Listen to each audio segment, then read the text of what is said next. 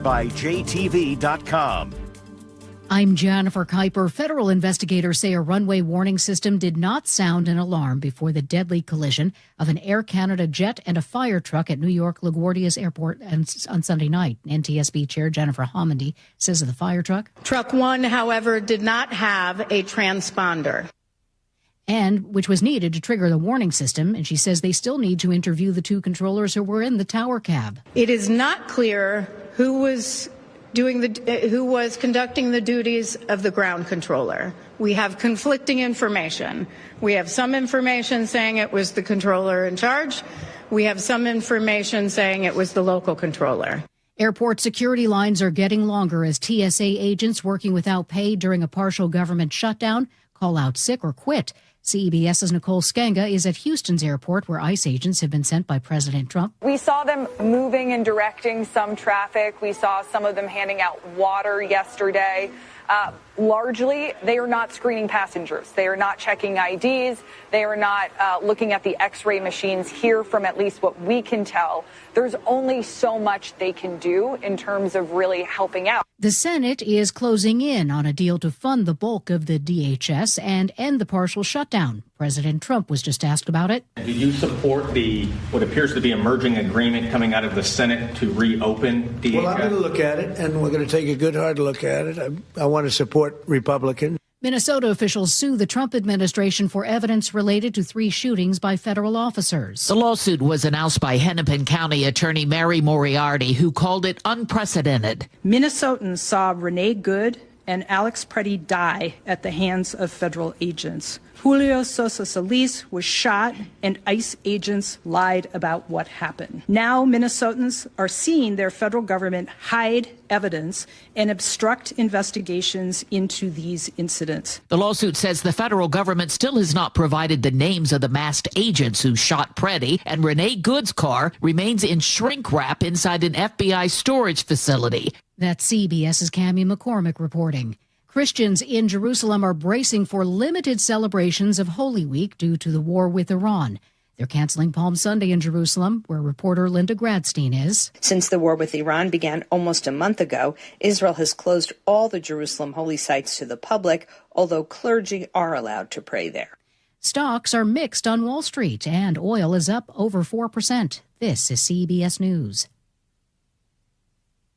Looking for spring jewelry looks? Find them at Jewelry Television. New customers get $20 off purchases of $99 or more at JTV.com. A Seattle police detective reaches a settlement with the city. More on that coming up. But first, your KIRO News Radio traffic is brought to you by Seattle Sports in Tacoma, North 5 at the north end of your Puyallup River Bridge. Crash takes up the right lane. Just a minor backup at the scene. In DuPont, South 5 at Stillicum DuPont Road. Collision still takes up your right lane. We've got a 4-mile bumper-to-bumper backup starting back at Thorn Lane. Tacoma to Olympia, you just hit 1 hour. In Sumner, eastbound 410 at Valley Ave, a crash blocks at left lane. If you're heading into Seattle, South 5 slowly improving. It is still heavy, though, from Northgate into downtown. Linwood to Seattle is a 30-minute commute. And South 405, we're seeing scattered backups between Bothell and Kirkland. Download the Seattle Sports app to stay in the know with the latest news, scores, and opinions about your favorite teams. KIRO News Radio, 97.3 FM, Northwest News. Now, the latest from KIRO News Radio and mynorthwest.com. And good afternoon, I'm Nate Connors. A Seattle police detective who accused the Department of Discrimination has reached a settlement for $750,000. KIRO News Radio's Luke Ducey has more. The city of Seattle will now pay Detective Denise Bolden, better known as Detective Cookie, $750,000 after she filed a lawsuit in 2023 claiming racial and gender discrimination. She says supervisors questioned her loyalty because of her relationships in the city's communities of color. On the Kelly Clarkson Show, she talked about her community policing efforts creating a chess club in the Rainier Beach neighborhood. Kids are learning to be around police officers through me, and they're loving it. SPD says it's now reviewing internal training and policies. Luke Ducey, KIRO News Radio. Pierce Transit says it's adding more buses and expanding service. KIRO 7's Paola Tristan Aruda with more. Route 1 will be getting some new trips. We're talking about 8 northbound and 10 southbound stops added to its weekday schedule. Route 3 serves Lakewood, Tacoma Mall, and downtown Tacoma. It will also see more buses. Other routes will have minor schedule adjustments, and some will match up better with school bell times. The transit agency says this is the first time it has increased capacity since before COVID. Gas prices in Washington keep climbing. AAA says the statewide average is now $5.29 a gallon, up 29 cents from a week ago, nearly $1 more than last month. In Seattle, it's even worse, $5.50 a gallon, up 32 cents in the past week. The national average, $3.98. That means we're paying about $1.50 more per gallon than most of the country. Here's Patrick DeHaan, Chief Petroleum Analyst at Gas Buddy. Seeing prices now, gasoline just 25 cents a gallon away from all-time record highs in Seattle, $5.43 the current average. Diesel prices just 10 cents a gallon from reaching all-time record levels this morning, well over $6. Experts point to Washington's gas taxes and the Climate Commitment Act as the main reasons. Only California has higher prices. Washington is second in the nation. An unusual DUI arrest in Kitsap County. Deputies found a man perched on top of his overturned van Sunday evening in unincorporated Port Orchard. He claimed he'd crashed while trying to avoid hitting a deer, but the sheriff's office says he had slurred speech, alcoholic iced tea containers inside the van, and a blood alcohol level more than double the legal limit. You can see a picture of him sitting cross-legged on the van at mynorthwest.com. And now your KIRO News Radio weather, 55 and mostly cloudy this afternoon. A rainy Tuesday and that is today, and it'll slowly taper off this afternoon. 49 degrees right now and light rain in downtown Seattle. I'm Nate Connors, KIRO News Radio. Your best source for local news, serving Western Washington and the world with the KIRO News Radio app. Always streaming live on your smart speakers. You're listening to KIRO News Radio, Northwest News. And now, it's time for the Jake and Spike Show on KIRO News Radio with your hosts, Jake Skorheim and Spike O'Neill. Welcome to the show. Happy Tuesday to you. Jake Skorheim here, sitting alongside Spike O'Neill. Spike, welcome to the show. Thank you, brother. Used to. Thank you. Yeah. Used to? I like used that. All used guys. Used to. I've been living on my East Coast life right this morning. Been connected with my brothers. We got so much stuff today, and let me tell you what, at 12:30, if you want your blood to be boiling, brother, business will be a booming for you at 12:30. If you really want to get annoyed with something, I promise you that's your cup of tea. If you drink tea, 12:30 is going to be it for you. And we're talking to Sullivan, right? We're talking to Chris Sullivan about something that a commission in Washington State wants to do. Okay. It's going to just, these kind of things, we'll talk about in just a second as we tease the story ahead. But there's a lot of stuff we're going to get to today. Hold your powder, as they say in the field there, buddy. Hold your powder. Yes. Yep. Listen to this headline. I'm going to read you this headline, and we're going to talk about this later in the show. And you, Spike, explain this one to me. Mm-hmm. Quadruple amputee, professional cornhole player charged with murder after alleged roadside killing. Quadruple amputee, professional cornhole player charged with murder after alleged roadside killing. It's only, what month is it? March? Yeah. That might be headline of the year. Sorry. That is. I know who this guy is. What? Yeah. World class cornholer. You want to know why we know who he is? Because you and I, we've mentioned this before on the air, but I think people thought we were joking. We oftentimes will put sports on the silent TVs so that we can be kept abreast of what's happening in the world of obscure sports. And oftentimes... We get the Ocho here in the studio. We do, on the Ocho.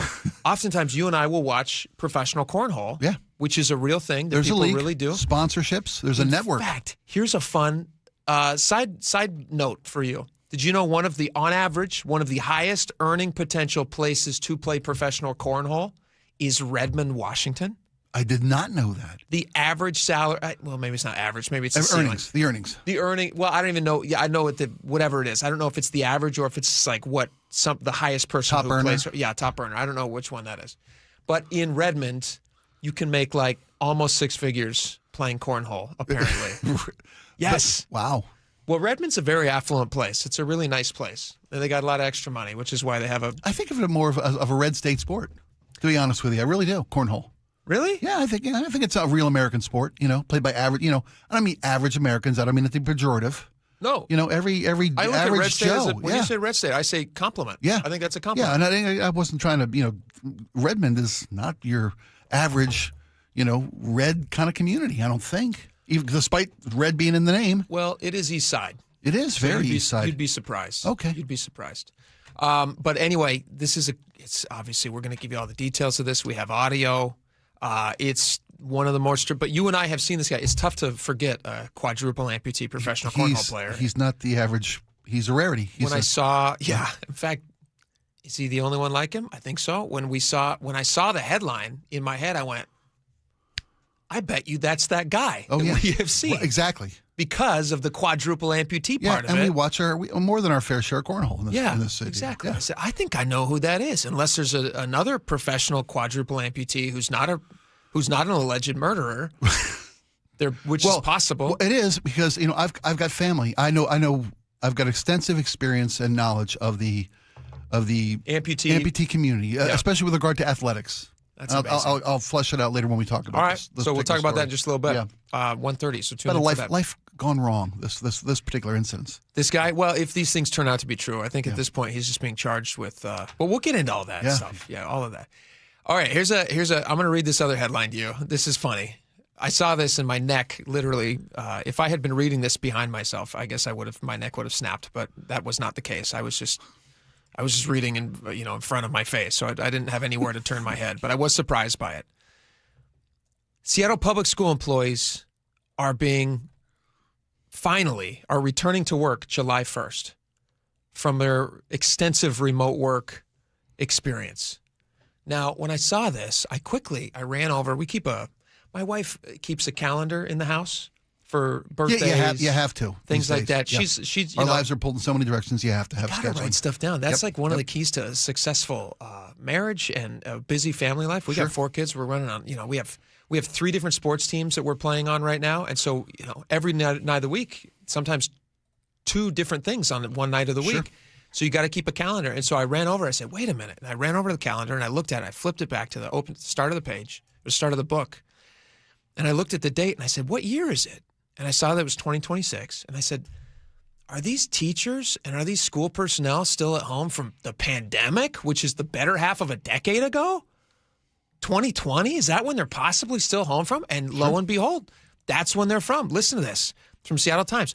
All Seattle public school employees must return to in-person work 5 days a week starting July 1st. They have a new superintendent there, and they sent out this employee email that went out at the end of last week, and it basically says, hey, if you're a person who's working remotely, good news for you. You get to come back to work. And you would think to yourself, like, all right, well, how many people, is there 5? Is this like 5 people who just have somehow gotten around reality and are still working remotely?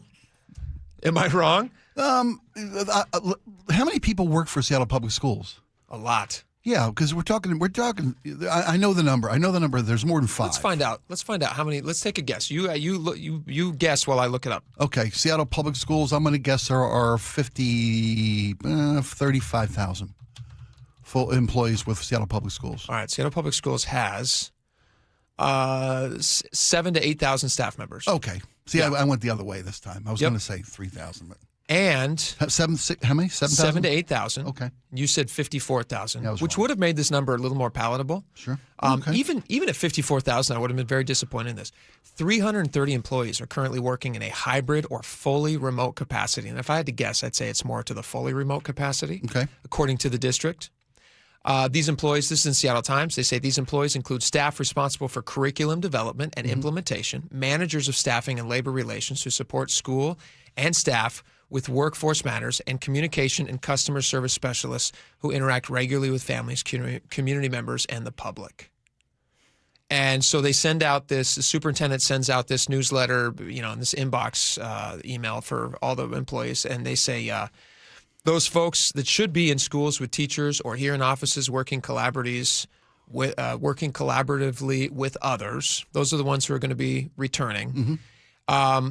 He goes on to say, we are a student-centric organization. We care about what happens in the schools. We want to make sure that everybody who can be is working in schools with students, with teachers and families, and that they are present, just as they require students to be. Were you surprised by this, that people were still working remotely? No, not really. Really? Yeah, because... Come on, be honest. No, I'm not. I'm not surprised because almost a third of American workers have a hybrid work environment now since the pandemic. Have some form of working remotely or completely or a hybrid in office, at home work. Because it's, here's the thing. I understand with regard to education. Sure. And the community involved in the collaborative nature of education. And that's, I think, 5%. If the number's like 330 people are currently working in a remote or hybrid capacity in Seattle schools. Yeah. About 5% of the workforce. I mean, if you can do your job without any kind of deviation from, with full productivity as a remote employee or a hybrid employee, like 3 days in, 2 days out, what is the benefit of being on site fully? I mean, like I said, a third of American workers have a hybrid situation that works for them. Numbers haven't fallen. I have no problem with private industry doing this at all. No problem. Private industry wants to do this, but they have recognized that there are benefits to being in person. Companies like Amazon, Microsoft, Boeing, they all said, hey, guys, you got to back to work. Yeah, but it's not uniform across all occupations. There are some occupations where hybrid doesn't affect them, doesn't diminish productivity at all. If you're a phone sex operator at home, I can understand why you might be able to work at home in the privacy of your own home. It could be more beneficial for you to talk dirty. But for the rest of society, I have to think that these companies who operate with the bottom line being a very important thing, they have recognized. Otherwise, why would Amazon want everybody back in the office? Why would Microsoft want everybody back in the office? Have they probably recognized that your work is better when you're being held accountable because you're in person, you wear pants, don't you think? I personally work better without pants. I'm freer. I'm a freer thinker when I go pantless. I appreciate that you fight that urge. I make a sacrifice. I know you do. It's a heroic sacrifice, and every day I thank you for wearing pants. But I do think that our company, for instance, recognized in-person work is more beneficial to the bottom line and making sure that we're here. There's a bunch of great synergistic stuff that happens. I couldn't agree more. We've said that numerous times. I can't imagine not being in this environment doing what we are asked to do. I'm sure that you could find studies that would show that people report greater happiness and unicorns and rainbows and all the fun stuff with being at home and making your own schedule. But when you are being paid by somebody, I think it makes a lot of sense, especially when you're being paid by taxpayers. So to me, this would highlight Seattle schools must recognize that these people will be better in person because now they're mandating. And Seattle Public Schools is not somebody that I think of as like setting a super high bar. No, like I said, with regard to this particular situation, I'm not. This is a good development for this. Yes, I'm not against returning to 100% in person working. You said this is a new superintendent. Yes. What does that tell you? Yeah. That the old superintendent, who was allowing a hybrid work environment, wasn't getting things done. Here's the other thing about Seattle Public Schools that people have to remember. They are $90 million in the hole. And do you remember the old superintendent? They were having those meetings. They were like, hey, we're going to have to shut down like 20 schools or something. And then all the people came out and they said, hey, don't shut down the schools. That makes us mad. Our kids go to these schools and yada, yada, yada. And they said, okay, how about this? What if we only shut down 5? And they said, no, don't shut down 5. Don't shut down 5. And then they said, well, what if we don't shut down anything?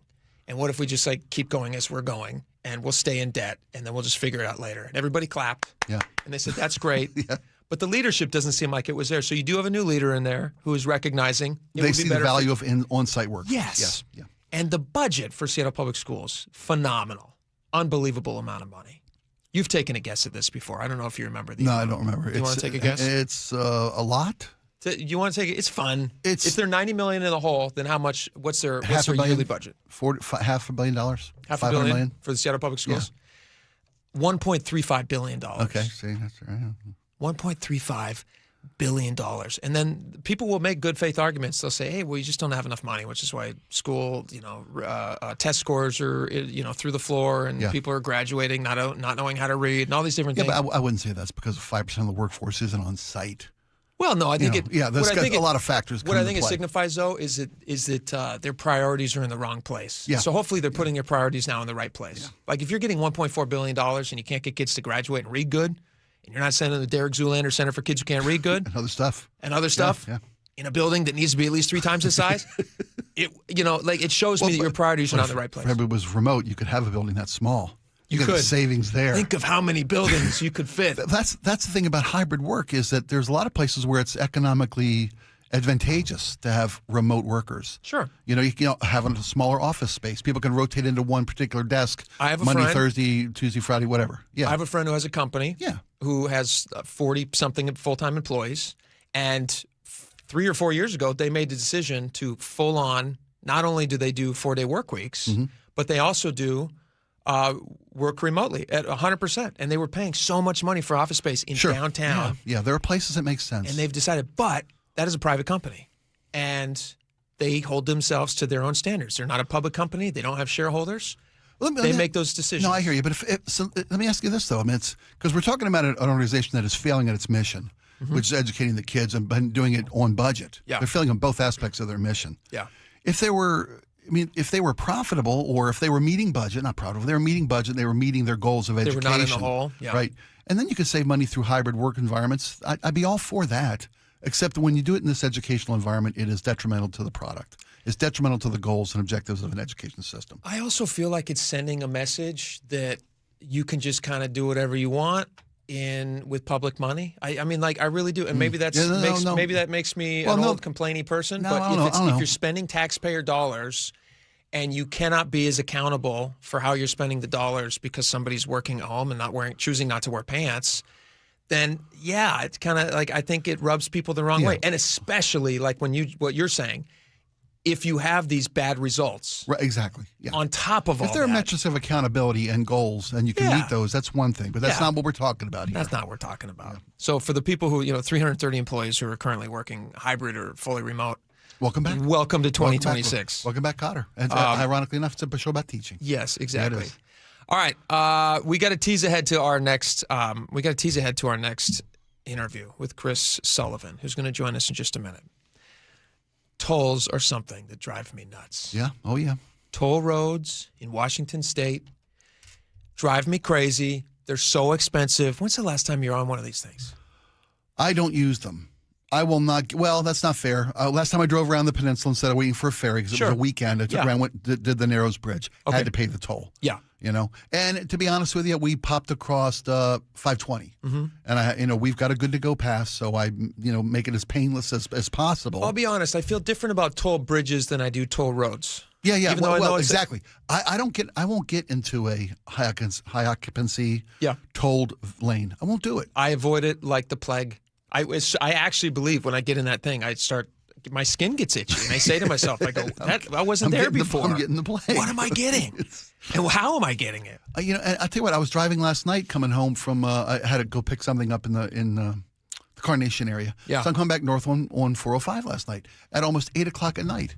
And I noticed that the toll roads were still charging at 7:45 at night. Really? Yeah, I thought that was I assumed that they shut. Oh, you're right. 8 p.m. They shut down at 8 p.m. Is that when they've extended it to? Is that when rush hour now goes to 8 p.m. in this town? Why is it 8 p.m.? Why not make it 5 p.m.? Well, I could see if it was congested in those major lanes that I was using, the free lanes. Yeah. It wasn't congested. I was doing speed limit, maybe a little better. Sure. I was keeping up with the flow of traffic. And you know what? God bless you for that. Yeah, I don't want to be a drag on You're going to be a left lane camper? No thanks. No thanks. Never. Thanks. But they were charging $1. I mean, it wasn't for $10, $15 like it is in Prime. But they're contemplating something about our toll lanes that you saw the story, and we've been talking you off the ledge all morning. Yeah. Sully's going to help us figure it out. Sully's going to help us figure it out. The commission who's responsible for all these things, they are called the Washington State Transportation Commission, the WSTC. They're meeting today to discuss something. They have looked wantingly at the way that Peterson and Ferguson, Jamie Peterson, Senate Majority Leader, and Governor Bob Ferguson, have taken this income tax and have said, hey, you know what would be great about this income tax? That even though nobody wants it and the people have had the chance like 10 or 11 times, they've always voted it down. What if we just said, let's not ask the people at all. Let's give them no referendum. Let's call it an emergency. Okay. And then we can ram it through. That's what they did. Well, let me tell you what. The WSTC saw that and they said, wait a minute, we can just call things an emergency and then we can make tolls whatever we want. How can this even be legal? Chris Sullivan's going to join us next. He's going to help us try to decipher that. Are we going crazy or are they going crazy? It does feel a little bit like we're taking crazy pills. We will talk to Chris about it next, and your blood might get boiling. I think mine might as well. All right, we got a lot more coming up. Stick around.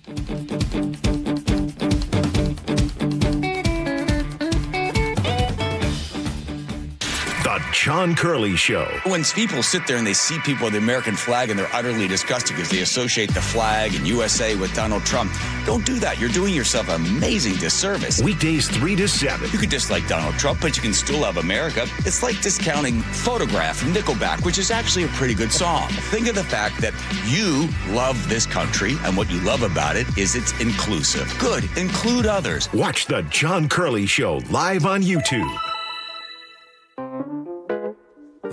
Are you stuck staring at your W-2? Are tax refund worries holding you back? You probably have FOMO, the fear of messing up. The fix? Using TurboTax on Intuit Credit Karma. They find every credit and deduction to help you get every refund dollar you deserve, or your money back. It's time to overcome your fear of messing up and get your taxes done right. Start filing today in the Credit Karma app.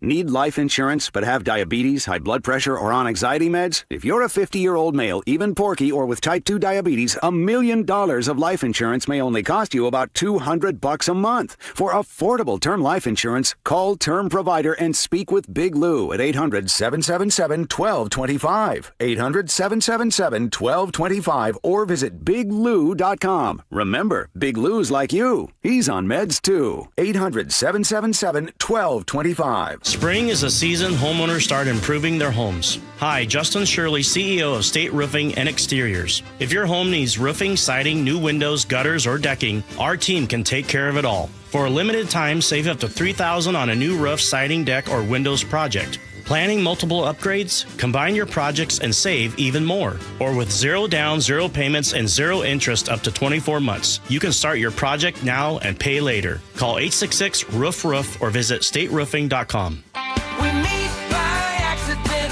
fixing every last bit, Accurate Auto Body. If you've been in an auto accident, you have the right to take your vehicle to any repair facility. Accurate Auto Body has been family owned and operated since 1994, and they work for you, not your insurance company. Your insurance company may not love them, but you will, because We meet by accident, fixing every last bit, Accurate Auto Body. Guys, did you know your testosterone affects everything in your system, including how you feel and perform every day? Right now, Revive Men's Health Seattle will check your testosterone for free. Knowing your T levels is the first step in understanding if you have low T. Your testosterone level impacts your energy, libido, sleep, weight, hair loss, mood, and even ED. Maintaining an appropriate T level can change your whole life. Most men start to see changes in their hormone levels in their 30s. Experience and results matter. So what are you waiting for? Get your T levels checked today by local, experienced, and trusted men's health experts. They've helped thousands of men since 2011. They're so confident they can help you, they even guarantee it. Call Revive today and schedule your free testosterone test, free exam, and free consultation. Call Revive Men's Health at 206-529-1111. That's 206-529-1111. Or visit revivemenshealth.com. Home is more than a place to live. It's where the best of life unfolds, where possibility sparks, where community grows, where lives take shape. At the Master Builders Association of King and Snohomish Counties, that belief drives the work our builders, remodelers, and tradespeople do every day. Because when we build more homes, we're building so much more than housing. We're making room for what matters most. Learn more at roomforwhatmatters.com.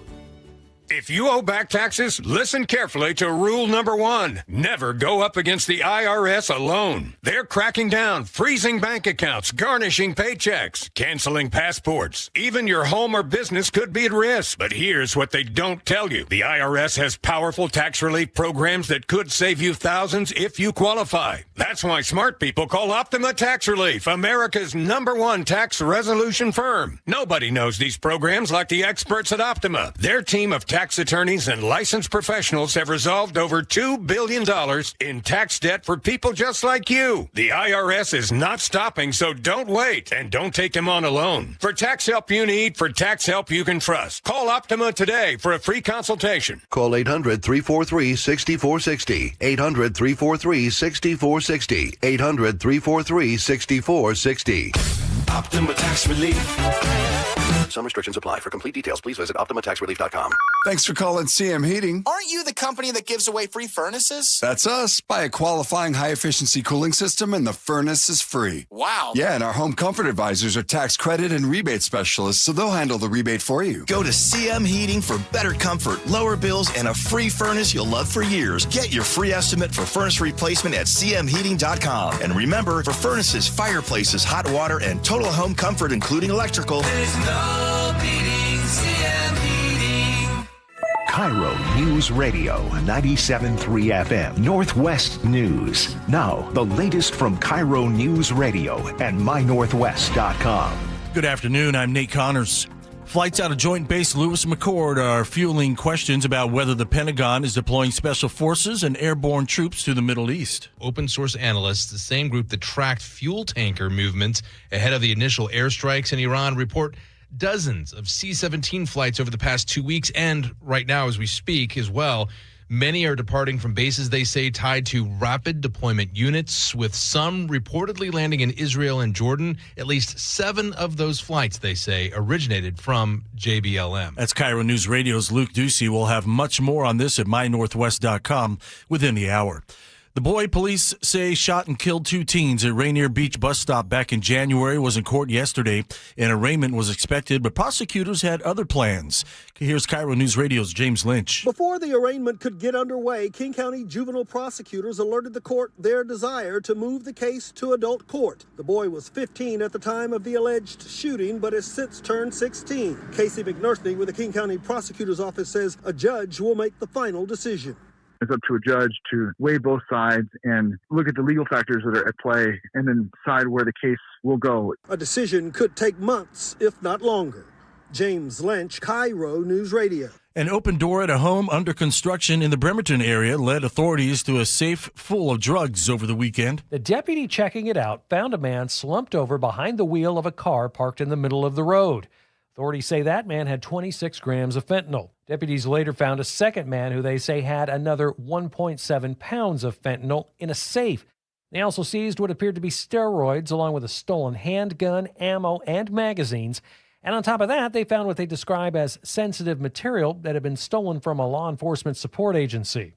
Frank Lindsay, KIRO News Radio. Well, the Seattle Kraken's ownership group is taking a majority stake in Climate Pledge Arena. It launched a new parent company called One Roof Sports and Entertainment. The move could pave the way toward owning a future NBA franchise. In a statement, the company says it's meant to fuel new opportunities for the Kraken in the venue. NBA owners are expected to approve a vote this week to explore adding new franchises in Seattle and Las Vegas. Latest numbers on Wall Street, the Dow up 49, S&P 500 down 12, and the NASDAQ down 140. And now your KIRO News Radio traffic brought to you by the KIRO News Radio app. North 5 and Fife at the north end of the Puyallup River Bridge. We still have a collision. It's on your left shoulder. Drivers are slowing at the scene. Just a brief backup here. In DuPont, we cleared our collision south 5 at Stillicum DuPont Road, but we're still seeing a hefty backup from Gravity Lake Drive past the JBLM main gate. Tacoma to Olympia is going to take you an hour. That is double the norm. Here in Seattle, South 5 still slow, so Northgate in the downtown. Linwood to Seattle, just under a half hour. Bellevue to Renton, just under 20 minutes with scattered backups between I-90 and the Renton Landing. Text to app to 888-973-5476 to download the KIRO News Radio app. Listen to your favorite shows and get the latest news and updates sent straight to your phone. A very wet Tuesday across the region. Rain will taper off this afternoon just a bit, 56 for our high. Wednesday will begin to dry out and will be mostly sunny and pushing 60 by Friday. 47 in light rain in downtown Seattle. I'm Nate Connors, KIRO News Radio. Your best source for local news. You're listening to KIRO News Radio, Northwest News. All right, welcome back to the show. We talked about this a little bit earlier. We got a bunch of text messages about this topic, as you always do when conversations come up about raising tolls. Chris Sullivan joins us now. Chris, welcome to the show. Thank you. Chris, there is a commission. What are they called? What's their official? It's the Washington State Transportation Commission. Okay. It's a commission that runs independent of the state legislature. These are appointed people who work in this, and their job is basically to set toll rates, set toll policy, ferry fares, things like that. Is that they're an agency that the legislature says, hey, you figure out these ideas, then you come back to us with what you found, then we decide what to do. But they've given them the ability to raise toll rates, raise fare rates. I mean, they've been in existence forever. And the state says this is what we need. You tell us how to get it. Yeah, and what do you think will work? What they do all the public outreach. How much is too much? How much is too? So they try to figure that. They've never found a toll they don't like. These are the people that have been looking at the road usage charge. At the behest of the legislature, they've done all the pilot. So they're an independent agency, but they do work that the legislature doesn't have time to do or can get as deep into, or wants to have cover from, so they can blame it on somebody else. So the commission is he's so cynical, but he's never. But it's never true. Wrong. It's absolutely true. So the commission is meeting. They're actually in meetings today. Correct. Voting on streamlining this process of raising tolls and changing tolls. They say it's so cumbersome, which I'm happy about, but they want to make it easier. Explain this. Well, it is a little cumbersome. I know the first time that I covered the Transportation Commission on a I think it might have been a ferry fare, and this is years and years ago. It's like they come up with an idea like, okay, we're going to do X. And then they go out to public comment. What do you guys think of X? And then they vote on X. And then they have another comment period after they've already voted on it. And then the thing takes effect. Okay. So it's kind of like, why do we even have that back half secondary, of this? Yeah. It doesn't, other than, unless somebody brings up something that they hadn't even considered. Sure. And then they might change. But I can't think of one time they've changed anything. But that's the practical reason for having a secondary, because this is what we're going to do. Right. And if there's enough pushback, positive or whatever information comes in to make a change, they give themselves that mechanism. Right, but and the reason it takes so long is that the tolling, all the minutia of the tolling language is not only buried in the RCW, the Revised Codes of Washington, basically the state laws, but the WAC, which is the Washington Administrative Policy. It is WAC. I mean, it is WAC. So everything that covers tolls in the WAC is about 50 different sections. Who can toll? How can toll? All these different variety of things. So they want to try to, and again, this was set up because tolling wasn't something that was very common in our state. And when it was to pay for a project. Mm-hmm. And then when the bonds are paid off, you stop paying the tolls. Now it's just, now they're just about everywhere. Right. There are different types of tolls and things. Congestion pricing has become the most popular model. And so they're like, okay, let's try to streamline this stuff because we don't need to go through all of these every time. And we're going to create a spot on their webpage, which you can get a link to at mynorthwest.com, where all of this will live.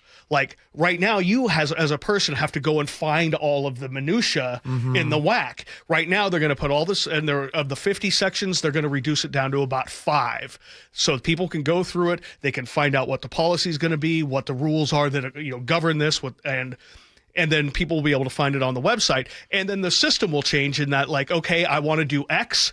I've given you 30 days before I do X. This is what we want to do. They have public comment, then they vote, and then it goes into effect. So it's a much faster process. Can I express my outrage now? Is this okay? Certainly, yeah, go for it. And I haven't even gotten to the most outrageous part. Okay. Well, you want to hold your guns till he gives you the real. I'll let my outrage build. Okay. Go slowly. Here's the thing that I don't like about this.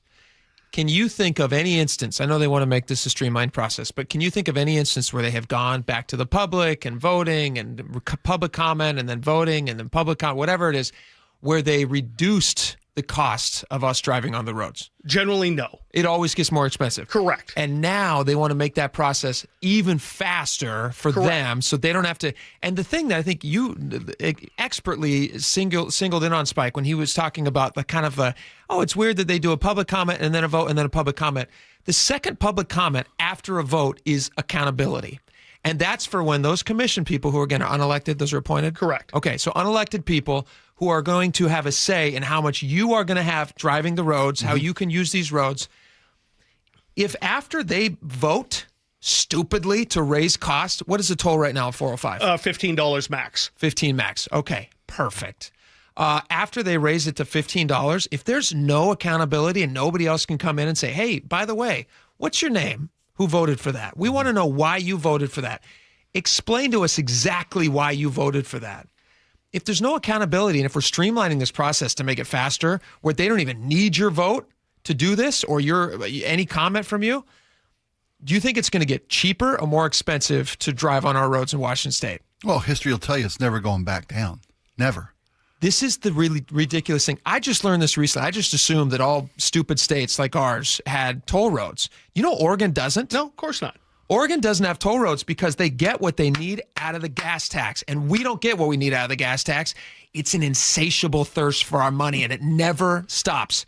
All right, I'm pretty. Okay, now then I'll get to the outrageous part. It can't get any worse, can it, Chris? Yes, it can. And by the way, the accountability comes from me playing that soundbite every morning when it goes to $15 max, and you have the person who, during the vote to raise it from 10 to 15, said, "Well, I don't think it's going to get to 15 very often, and only when it has to." And yet, every morning it's $15. These people, it has to. So He's not lying. It has to. Do you as a reminder to people that every day. And do you remember when they sold us on this stupid, ridiculous toll in the first place? They said, we're going to set an arbitrary, ridiculous number. It's never going to hit, which is going to be $10, which seems like simple times. Good Lord, I wish it was only $10 now. Yeah. They said, we're going to set a $10 number. Everyone went, $10 is crazy. That's 4 digits. What are you doing with that number? Like, maybe a $5, toss a Lincoln at it. And they said, no, like 10 is crazy, but we got to have some ceiling so we understand the system. Scenario. Yeah, and we all went, okay, I guess no, none of us actually said that. We all said immediately, well, it's going to hit 10. When did it hit 10, Chris? Almost immediately. Day one. And the thing also, if you forget about even more ancient history, there were 2 metrics they had to hit in order to keep the tolling alive on 405. The 80%? And they never hit the one where 80% of the time it would be 45 miles an hour or better. So the legislature just said, well, the word "and" doesn't mean both. It means one and or the other. Like, well, why doesn't the law say and or the other? There were 2 metrics they had to do. The legislature just said after 2 years, and means we only need to do one. Because suddenly it meant that they were not failing at what they promised. No, and they still have not done in that one section, primarily from Linwood down into the Bothell on 405. We got to get a Hold on. I still haven't gotten to the outrageous part. I know. Well, how's your blood pressure? Here comes the issue. Good. As part of this rule-setting process that they voted on today, or voting on today, is that the legislature can go to this commission and say, based on legal or financial circumstances, we have an emergency, and we may need you to change the toll or change the policy, i.e., maybe we need to go 3+ all the time for HOV, or maybe we need to raise it from 15 to 25. And with that emergency clause in there, there is no public comment. Before or after? At all. They can bypass public comment by calling it an emergency. It's funny. Where have we heard that recently? And we heard during... They looked at Jamie Peterson when he was proposing the income tax, and he said, hey, you know what we should call this? What was it? It's some sort of an emergency clause, so it can take effect immediately. Let's call it an emergency clause. There's no referendum and no public comment on this thing. Why don't we do that? And then they said, oh my gosh, we could do this with everything. Why do we need the public's input on anything? Let's just raise the cost of it. Are there any parameters on what is an emergency? Only legal or financial obligations. So in a perfect example, I think, to get your arm, and again, this is sausage making right now, so stay with me. I normally Imagine love sausage, a global pandemic. Right. Nothing we even know anything about. Imagine a global pandemic where everyone stops driving. And if they are driving, they're certainly not driving the tolled facilities because everything else is wide open. Right. Yeah. Say, for instance, all of 520 was toll-based to pay back that project, right? As opposed to a congestion model as well. Say they were going to default on their bonds that they issued based on the tolling revenue. The legislature, I could see go, hey, we're about to default. It's an emergency. We need to raise the toll rates. That sounds. I could see that. That sounds valid. I could see that as a valid reason. Now, my concern, I think, and again, I'm playing. That seems valid to me. I can live with that. Yeah. But the legislature can call anything an emergency right now. We've come to see that, and though they said this is rare, we don't think it'll happen. They said that about $15 as well. No, I wouldn't say the commissioner lied. They're doing their best at the legislature's behest. I won't put it on anyone specifically, but I will say they're lying to you if they're telling you that it's going to be such a rarity. In every case, it is proven the opposite. In every single case, it's proven the opposite. And the doomsayer thing that they say never will happen, usually happens on day one. And they go, yeah. And so that's crazy. What got my attention on this was this emergency clause part of this, is that anytime we lose the ability for any public comment, I really don't think that's the way we should be making our sausage. Of course not. And we all like sausage, but that sounds like a disgusting sausage. They're going to vote today? Yes. They're meeting today. Yeah, they've got 2 days. The commission vote meets for 2 days every month of the year. All right, Chris Sullivan, thanks for getting our blood pressure up. We appreciate it. We got a lot more coming up. Stick around.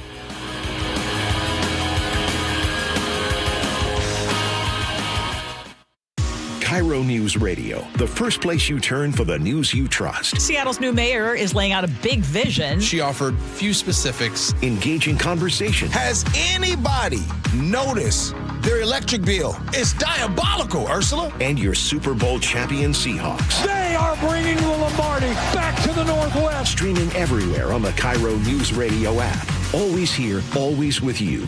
KIRO News Radio, 97.3 FM. Jackson Hewitt has a great tax prep deal, $149 or less. Missing out is like ignoring a check engine light in your car. You'll regret it. Seriously, the price is only $149 or less, no matter how complicated. So don't wait. Like when you get a password expires today alert, or you're shopping online and there's only one item left. It's like your taxes are in the cart. Just complete the purchase. Hurry! This deal for $149 or less is like your phone at 1%. It's about to power down. Limited time offer for new clients on federal returns. Participating locations only. Terms at jacksonhewitt.com/149. Pump up the volume. Business moves fast. Orders roll in, deadlines close in. When you ship with USPS Ground Advantage, you can keep up with confidence. Every package stays in our secure network from dock to door. And with nationwide reach, dependable tracking, and upfront affordable pricing, you get built-in peace of mind. You run the business. We run the routes. Visit USPS.com/Ground Advantage to learn more. Eric Johnson here. I spent the past 30 years working to help make our community better informed, better protected when it comes to consumer issues, and better equipped to take on whatever life throws at us. That's why I love the free Washington Accident book series from Davis Law Group. These books keep us better informed about the law, better able to protect ourselves on and off the road, and better off when all is said and done after an accident. Chris Davis didn't have to write these books. He did it because he saw a need. People who were in accidents or other legal situations didn't know what to do, what pictures to take, documents to request. Only a tiny fraction of the people who get these 3 books will ever become clients of Davis Law Group, but that's not the point. Chris wrote them because it was the right thing to do. The free Washington Accident book series is a must-have for drivers who want to be prepared for whatever the road might throw at them. Get yours at WashingtonAccidentBooks.com. Crooked teeth may embarrass kids whose families can't afford braces, and trying to fix their teeth themselves can make things worse. Luckily, there's Donated Orthodontic Services, a program from the American Association of Orthodontists. For children and teens who qualify and are matched with a volunteer orthodontist, treatment can be life-changing and help them smile with confidence. Learn more at aaoinfo.org. If you've saved more than $300,000, there's one thing you can do now that could make your savings go twice as far in retirement, and it's tax planning. That's right, tax planning could significantly reduce the taxes on your IRA and 401k withdrawals, Social Security benefits, and other investment income. Charlie Harger here. Find out how much money you could save with a free retirement tax savings analysis from the good people at Boss Retirement Solutions. To schedule your free analysis, call 206-210-1350. Tax planning for retirement could reduce your taxes not just for 1 year, but for the rest of your life. And the savings could be 6 figures. Let's find out how much money you could save. Call 206-210-1350. 206-210-1350. For informational purposes only, actual results may vary. No statement contained herein shall constitute tax, legal, or investment advice. Voted best of Western Washington. Ranked #1 senior living community in America. Aegis Living, Washington's most luxurious assisted living and memory care. Schedule a tour today at aegisliving.com and get a special take-home gift. Aegis Living. This must be the place.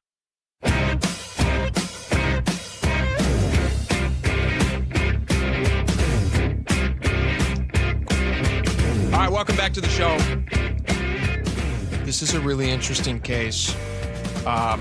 This guy, we'll get into this. This was in, I believe he was out of North Carolina. Is that right? Yes. Okay. You have this guy who apparently wanted to be a musician. It's a tough business, as you know, Spike. It's very tough to make a ton of money as a musician in, there's so many options. Sure. Like back in the day, you used to be able to sell a record. Well, that's the thing. It's never been an easier time to be a musician and find an audience. To make a lot of money at it, though. Right, that's when it's tougher. Is a different thing. So this guy, and tell me, does this feel like did he break the law or did he expose a weakness, and it's kind of a tricky gray area? I mean, the more I read into it, I think he broke the law. Yeah. But there's a part of me that goes like, well, did he really do such a horrible thing? This guy whose name is Michael Smith figured out... Is his real name? That seems like a fake name. He figured out that if you were to go on to... So like anybody who wants to could go on to Spotify or could upload their... Like anybody can have a podcast. Anybody can also... I didn't realize this. Could also be a musician who uploads their songs onto any of these streaming platforms, and you might have a hit song, and that's your distribution network. Find an audience, and word of mouth, social, you go viral, you make money. Back in the day, you would have to go to Universal Music Group, or you'd have to go to Capitol Records or whoever, and you'd have to like get the gatekeepers to agree to make a record with you, and then they would have to put all this money into it and develop you as an artist, and then they would put all the money in, and then by the time the record comes out, they have to recoup all this value before you get anything, so you never make any money at it. And they got to pick who the stars were. And they picked the stars. Right. A&R, they called it. It was an artist development. They would go out and see bands, and they would decide, we're going to invest in you. As you mentioned, we're going to promote you. We're going to market you. We're going to distribute you. We're going to put you in the room with one of our producers who's going to help you develop your sound, and yada, yada, yada. Or a songwriting team, especially in country music, there are songwriting teams that they see a young, talented, attractive, marketable person. 100%. Let's put a hit in their hands and send them out to make us money, not the artist. Artist was secondary. So, but when social media came up, to your point, you can make music and put it out in the universe. Yeah. And if people like it, if you find an audience, so you bypass the machine that decided who was going to be a star and not be a star. In fact, even in the more traditional musical production world that we're talking about here, like the big old companies, school, the old model, those guys are now looking at who already has a popular TikTok video. Right. Who already has popular following. Then we're going to invest into them. Their job's easier. They don't have to. They don't have to have one guy in a bar saying this band has it. Totally. 2 million, 3 million, 10 million. He already has an audience that's baked in. Yes. Because they just want to make sure you got to have an audience. Like if we're going to put the time in for this product that we're going to make, you have to have an audience who wants to consume it, and that's how we make money. Right. It's like the underwear gnomes, like we talked about in South Park yesterday. But Mr. Smith of North Carolina, he said, what if you don't really need an audience? What if instead, so what he does is he comes up with, he has thousands of fake songs that he makes using artificial intelligence. He uploads these songs under these fake band names to stream on places like Spotify and what were some of the other ones? Apple and yada, yada, whatever it was. Yeah, Apple, Spotify's, Amazon, all the places people go to find music. Yes. Right? Streaming is king. He then figures out, all right, well, that's step one. Step one, create the fake thing. Step two, upload it to a real platform. Yeah. Step three, something. Step four, profit. So he had all those except step three. And then step three is, well, I need people to stream the music. It's very, very difficult to make money streaming unless you have a lot of success. I actually have the numbers here. This is how many streams you have to make just to make $1 on Spotify. Do you want to take a guess at how many streams you need just to make $1? It's like 10,000? Well, actually, no. It's a little less than that. It's 333 streams is equal to $1 generally. Oh, okay. Which is actually, I agree with you, a little more favorable than I would have thought. You get 0.003 cents per stream, between 0.003 and 0.005 cents per stream. And on average, let's see here, $1 equates to around 200 to 333 streams. 1,000 streams would be about $3 to $5. So you look at massive stars like Taylor Swift, who has billions of streams. Literally, yeah. Billions. She's making a lot of money, but I think most of the money somebody like Taylor Swift makes, who's obviously a massive talent, she's making tour money. Like she's actually getting people to come in the door and say, hey, we want to see her in one of these tours. That's where artists make all their money these days. Is touring. Is touring, yes. Yeah. So streaming is very difficult, and it's made it very tough for these artists to like make a living.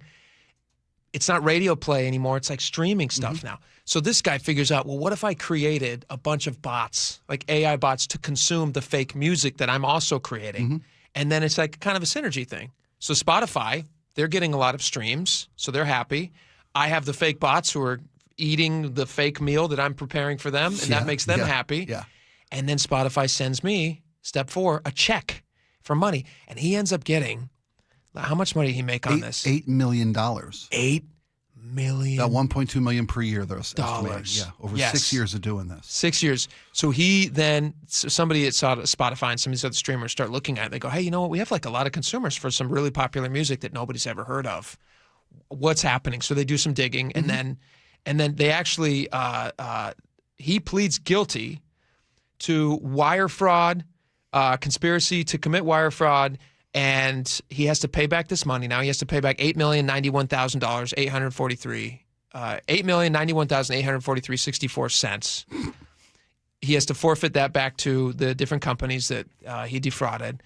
He now carries a maximum sentence of 5 years in prison. Yeah.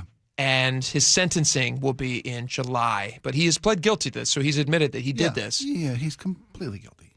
But it's kind of an interesting thing because it's not like he took up space in a record store where he stopped another artist from getting that spot in a record store. But he did, because if I understand, I don't know a lot about how streaming services pay out their artists. Yeah. But they make a pool and it's distributed among the artists who sold material. So if he's pulling $8 million out of the pool, correct, the artists get less. When they distribute the profits of the streaming services to the artists, they get a share of the total profits based on streams. It's not like per stream. He didn't just steal from Spotify or Apple or Amazon. He stole money that they were going to pay to other artists, if I got it correctly. Well, that was their argument. That was their argument. That's what Spotify said. Well, he built a fake audience. It also undercuts the value of their business because people now think it's fake. Yeah. And that's a problem. And sure, and that's the only problem. Yeah. Anyway, crazy story. We thought we'd share it with you. We got a lot more coming up. Stick around.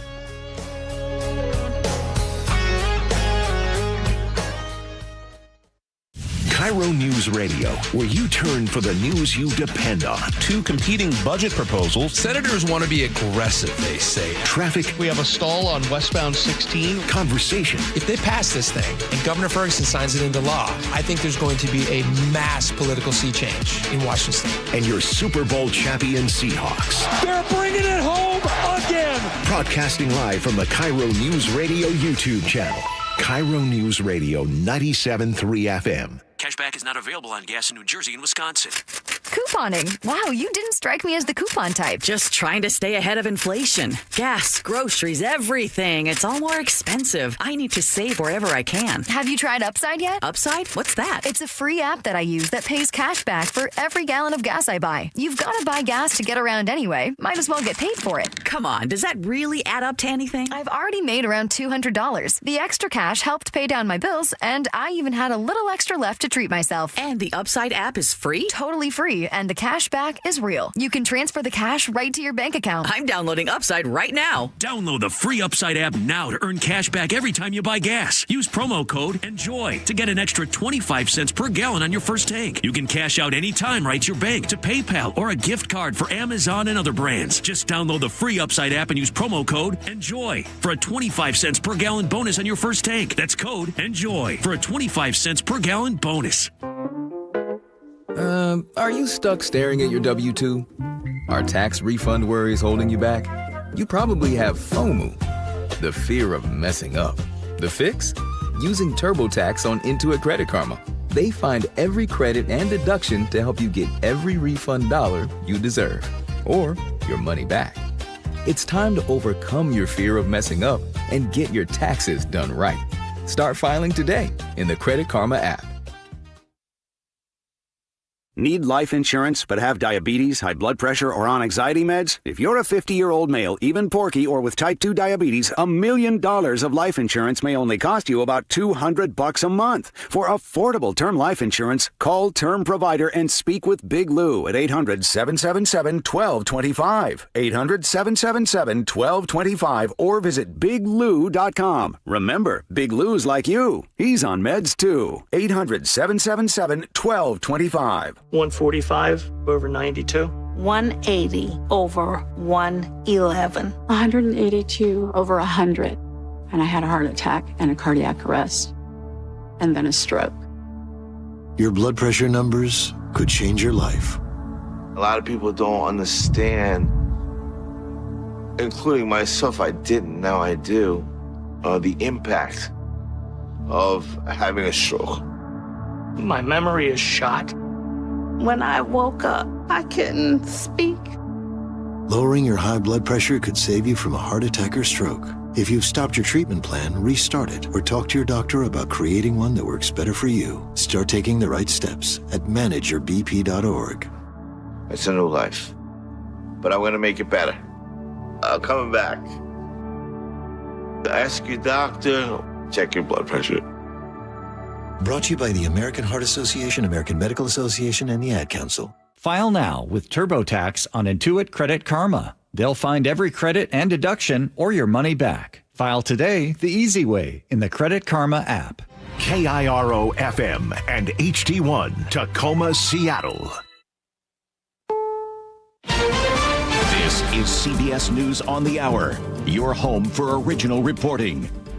I'm Jennifer Kuiper. More than 450 TSA officers have quit during the partial government shutdown, according to the Department of Homeland Security. The remaining officers have gone unpaid, and many are calling out sick, leading to long airport security lines. This woman flew through Nashville International Airport. Everybody gets so mad in a line, and it's like too much stress and everybody around you. And then I think everybody hypes everybody up when they're upset and they're waiting. An emerging agreement in the Senate would fund many of the agencies DHS oversees, but President Trump responds, "Well, I don't want to comment until I see the deal, but as you know, they're negotiating a deal.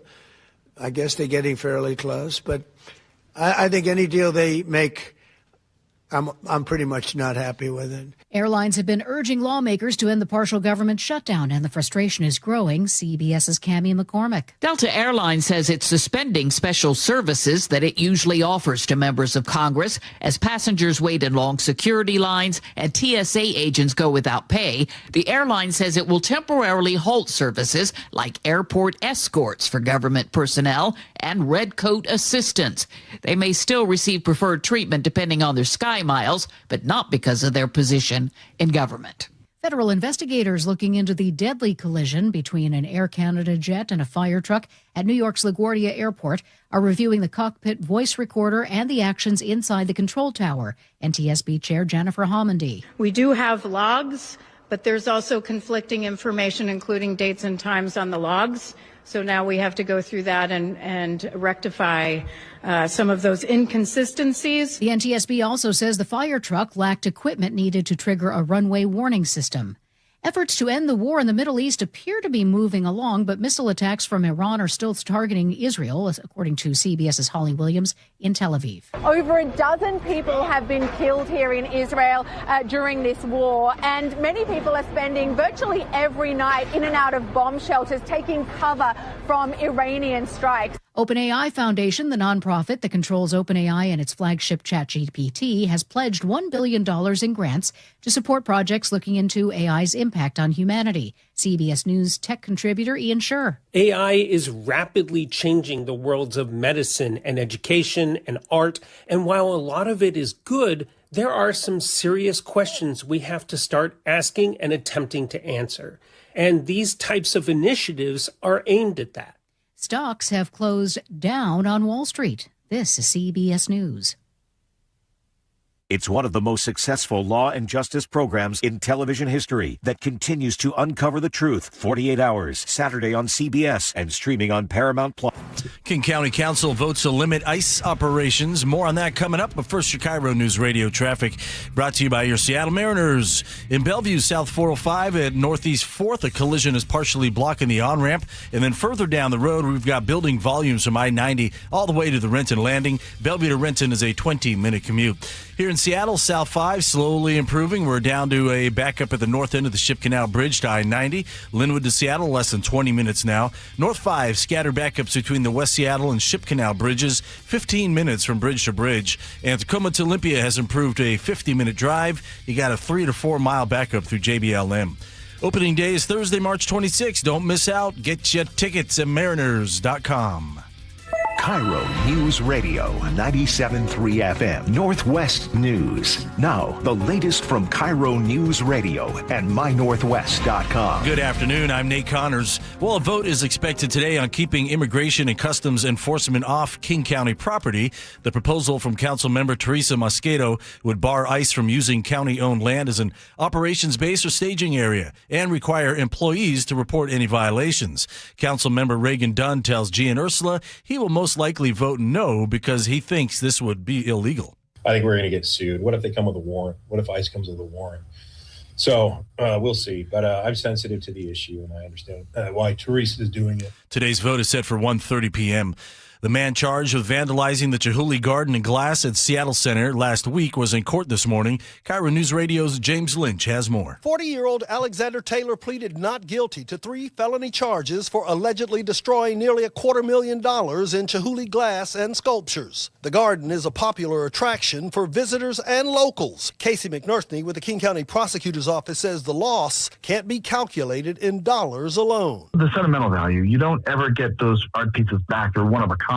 Taylor is charged with malicious mischief, burglary, and assault. He's due back in court next month. James Lynch, KIRO News Radio. A Seattle police detective who accused the Department of Discrimination has reached a settlement for $750,000. KIRO News Radio's Luke Ducey. The city of Seattle will now pay Detective Denise Bolden, better known as Detective Cookie, $750,000 after she filed a lawsuit in 2023 claiming racial and gender discrimination. She says supervisors questioned her loyalty because of her relationships in the city's communities of color. On the Kelly Clarkson Show, she talked about her community policing efforts creating a chess club in the Rainier Beach neighborhood. Kids are learning to be around police officers through me, and they're loving it. SPD says it's now reviewing internal training and policies. Luke Ducey, KIRO News Radio. A use of force report shows Pierce County deputies used force against black people and Native Americans more than 3 times as often as against white people in 2024. The data obtained by the News Tribune predates Sheriff Keith Swank's tenure, but he tells the Jason Rantz Show on Seattle Red 770 AM. Whenever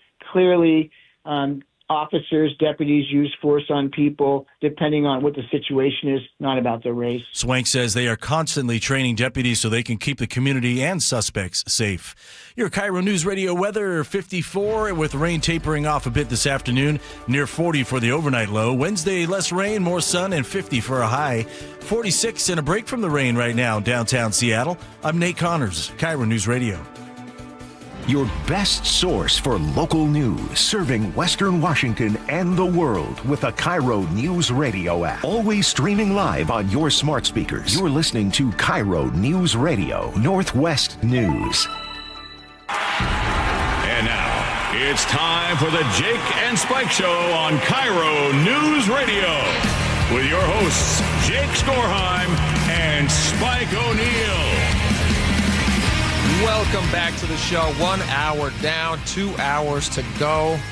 Lots of stuff to get to. Just a little bit. Is it 1:30 that we're going to talk about that cornhole quadruple amputee murder story? Well, yeah, I don't want to label him the cornhole killer because he's innocent until proven guilty. He's charged with murder, right? The 2 people he has to help move the body are the ones that called the cops or flagged down the cops. So I think they may have a case. It's one of the more bizarre stories. It really. We saw it yesterday, right towards the end of the show. We saw the headline flash by, and we said, "What?" Because we recognized Spike and I watch cornhole on the commercial breaks in here when we're not doing the show, and we were like, "Are you kidding?" And we're not even joking. We do. We have there is a whole network dedicated to cornhole coverage. You betcha. There's a professional league. It's got real big time sponsors. It's mesmerizing to watch, especially when one of the most notable competitors has no limbs. Yeah. You scratch your head. You're like, I'm just gonna make a joke there, but I won't. But you go, how is that possible that they can do that? And it's not a quadruple amputee league. He's competing against other able-bodied people, exactly. and then you see this guy in the news for this. It's horrible.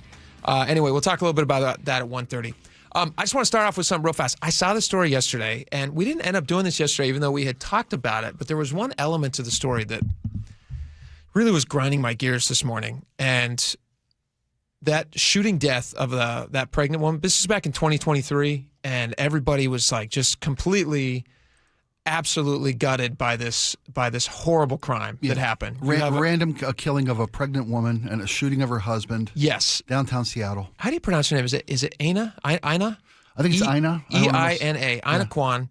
She was 34. Como News, and good for Como News for having this angle of the story that not a lot of people were covering, but I think is this is just horrible. And honestly, like the whole thing is horrible, and then this feels like insult to the worst injury possible. But this was in 2023. Ina Kwan was sitting in a car at a light with her husband at Belltown, Sung Kwan. And this is early in the morning, and a man runs up to them and randomly fires into their car and kills her. Injures the husband as well. He was injured as well in the shooting. Has survived it, and he's recovered. Yeah, he's recovered. Physically, at least. Emotionally, you'll never recover from the loss. But his wife, Ina, was 8 months pregnant at the time, and they lost their child as well. Now, the guy who did this and was charged in the murder, his name is Cordell Gooseby. Mm-hmm.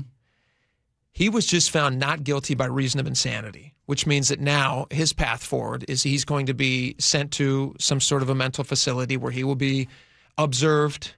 They will then speak with him. In fact, here's what his future looks like, according to Como.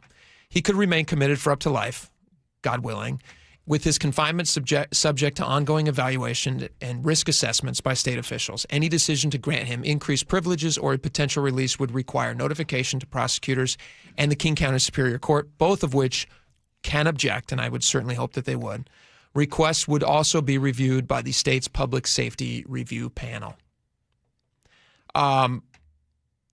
So he gets to plead guilty by reason of not guilty by reason of insanity. He then gets off essentially from this. Well, he's found to be not mentally stable when he committed the crime. And there's systems in place to evaluate people's state of mind when crimes are committed. You have to trust that the system did a thorough job. No, I don't have to trust the system. Well, buddy, then you're asking to never be happy with anything. Here's the same system. Here's why I don't trust it. The same system says that the 8 month pregnant woman, the child's life, wasn't part of that murder process, or wasn't part of that charge.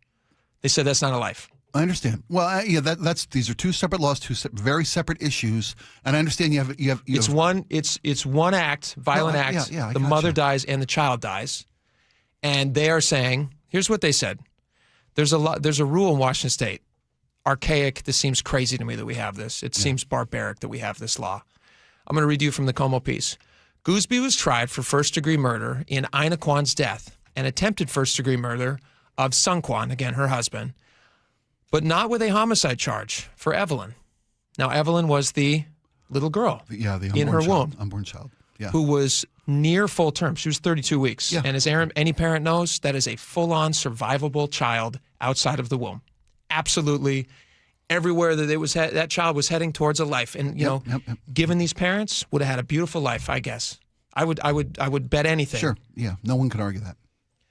And so, for the state to not prosecute this guy, I mean, they're bound by the laws that we have in the state. The prosecutor said that the state does not allow a homicide charge for an unborn child. In fact, here's a quote. Under Washington law, a person can only be charged with homicide for the death of a person who was born alive. There's a court opinion to that effect, and had there been evidence of that, the prosecutors would have filed that, says Gabrielle Charlton. She's the chair of the Felony Competency and Forensic Mental Health Unit at the King County Prosecutor's Office. When you hear something when you feel it in your bones that something's wrong, this feels very wrong to me. Very, very wrong. I'm in agreement with you. Horribly, horribly wrong, and an injustice, and the family should have the ability to have their unborn child recognized. That's a baby. That's a human. It would have had a beautiful life, and this guy snuffed that life before it even had a chance. And for them to say that it's not a baby because we have these laws. Well, they're saying the law doesn't allow them to, even though I'm with you, it feels wrong that this guy isn't being held accountable for the death of that unborn child, which was viable by every measure, every metric. 100%.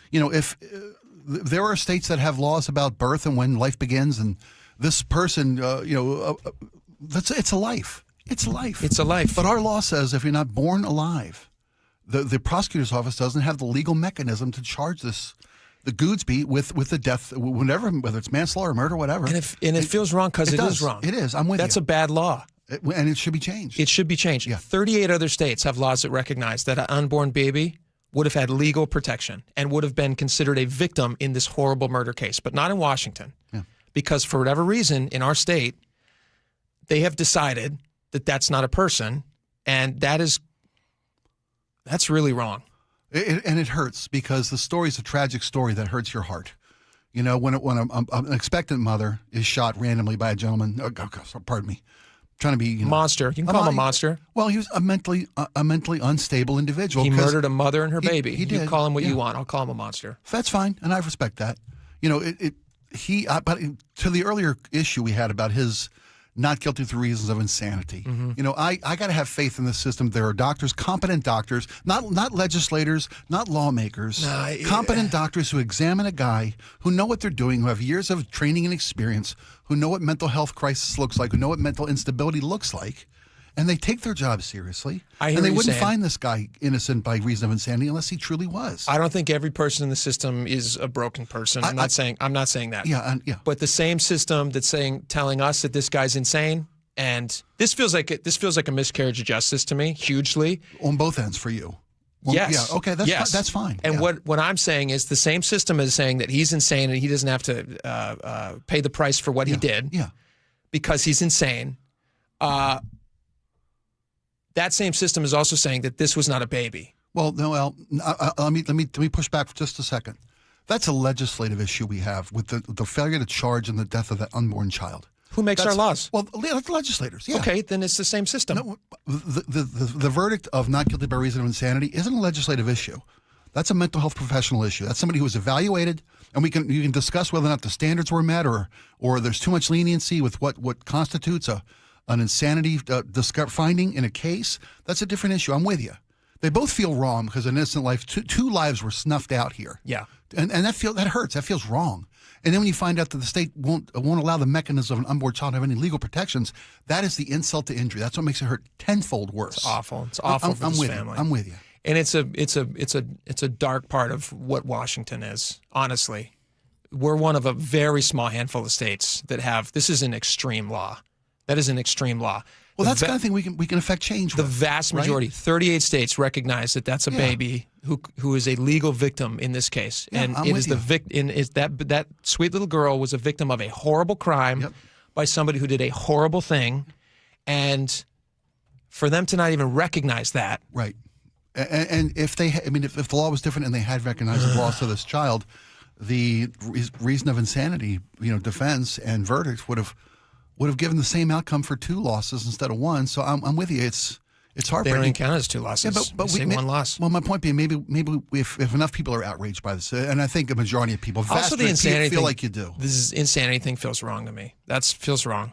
Just lock the guy up. That's what I would say. Lock him up. I have to think that anybody who goes around killing people is in some small sense insane. Yeah, I hear that argument. Yeah, and I don't think I don't think those people should be out. I don't think there should be any sliver of daylight that this guy gets to see for the rest of his life. Do you? Well, not if he's mentally unfit enough to take a life. No, he should be committed for life. Let's say this. Yeah. I'm not trying to put you on the spot here, That's but let's fine. say this, just so we can talk about the argument for a second. They're saying he's insane currently. Can he be at the time of being? That's what matters. So can he be rehabilitated? Let's say a year from now, doctors are like, "Hey, you know what? We fixed him. Put him back on the street." I find that inconceivable. How about 20 years from now? Who knows? Who knows? If it was a medicated issue, if it was a failure to medicate issue. And that little girl be 20 years old. I'm with you. The tragedy is no lessened. But yeah, I have to have some kind of faith in the system that says we will evaluate people based on established criteria by trained professionals.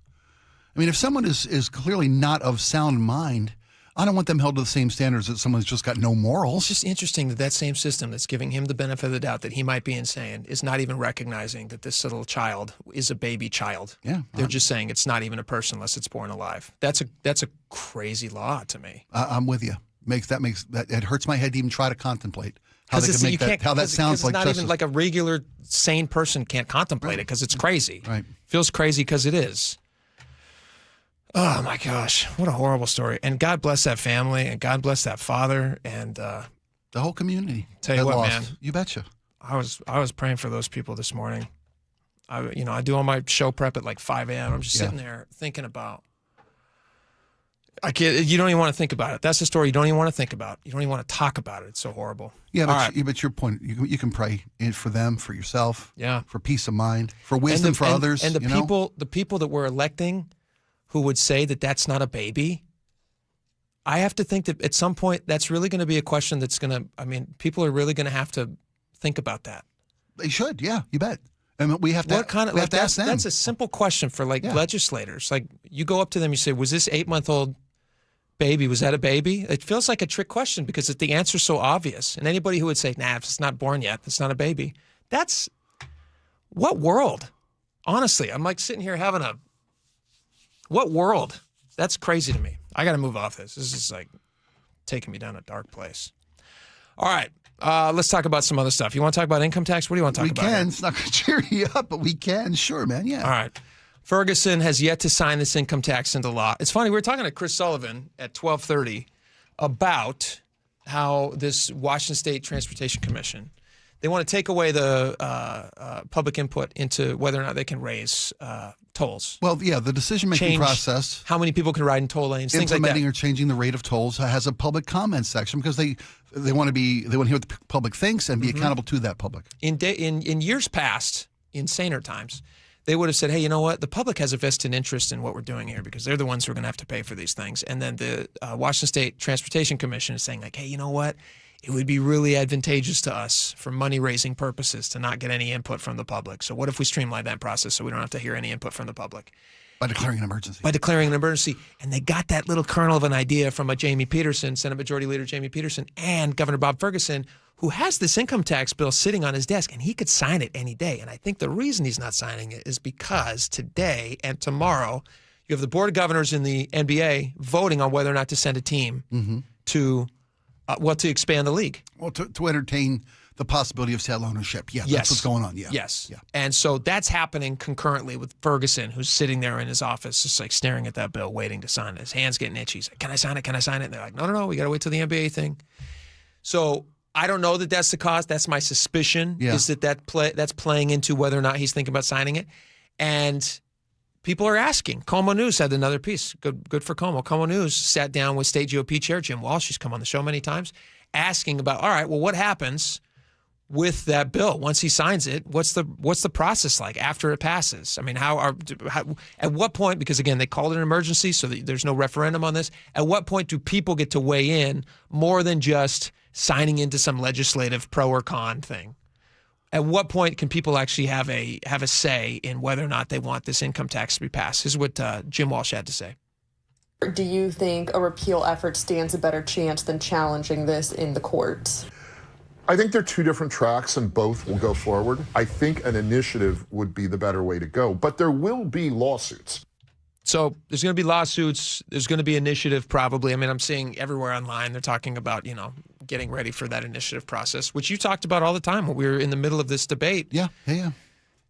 People will have their say at some point. It would have been nice if they followed the normal process, which is the referendum process, which, doesn't require the initiative process to kick in. How long has it been since the governor hasn't signed this? It's been... Yeah, I want to say it's been going on nearly a week and a half, maybe up to 2 weeks. Well, state law says that a bill becomes law in 5 days.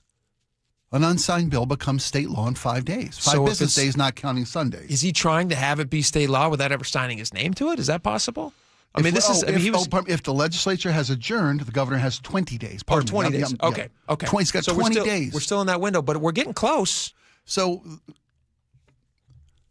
interesting, because I think Representative Walsh has I don't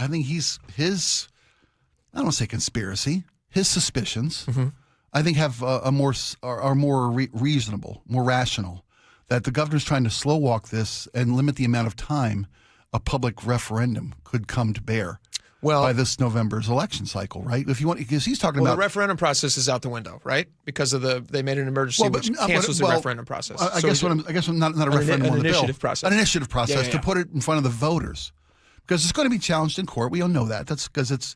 I mean, but Rob McCann said it's based on its face unconstitutional, so it's going to have a court challenge. Yeah, I think state Democrats are counting on a very one-sided state Supreme Court. They're kind of itching for this challenge to go to court because they want to just overrun or overwrite the state constitution at the state Supreme Court level. And a vote by the people to overturn this. Man, I hope that happens. So is he slow walking it for 20 days? I don't know. I do think the timing of the NBA conversation is interesting. I know you don't find that as compelling. Because I think the NBA's owners these are smart people. We're talking about 30 NBA owners who are going to get in a room and say, should we expand the pie by 2 teams? They know what the state of Washington is doing. They know that they're not going to too. Because I just saw this other story that I actually think plays into, it's favorable for us to get a team back. But I was saying that they were actually lowering because NBA TV revenue has not been as good lately. People are not tuning in as much. What was the World Baseball Classic? Had higher ratings than the NBA Finals. Yeah, World Baseball Classic, which is like in the past, people were not tuning into as much, more than the NBA Finals. And like you were saying, and so I do wonder if the NBA is looking at this saying like, hey, you know what would be really great for us owners? Because those are the ones voting on it. Isn't 70% have to pass this? Is that what it is? Yes. So 70% of the owners are saying, hey, if we open up our membership and we let 2 new teams buy in to the tune of, what's that going to be, $16 to $20 billion? Yeah. Because it's like 8 to 10's the estimate. 6 to 8 to 10, whatever it is per team. Yeah. That's a lot of money coming in, and that money is then split up amongst the owners. Yeah. Plus the expanded TV revenue of 2 new markets. Yeah, and we're talking Seattle, not just Seattle. We're talking about Vegas. Vegas. But Seattle's also, Montana. Yeah. It's Idaho. It's Alaska. It's Western Canada. We've become a regional. Because the Seahawks regional it's like, fan look base. at all the Seahawks fans. Exactly. And an NBA team up here would have the same benefit to the league's ownership. Yeah. It's So interesting. I don't think the state's income tax is as big a factor as some people think it may be with regard to the NBA's decision to move into Seattle. Boy, I hope you're right. All right, we got a lot more coming up. Next, we're going to talk about the craziest story of the day, the quadruple amputee, cornhole playing, alleged murderer. We'll talk about it next. Stick around.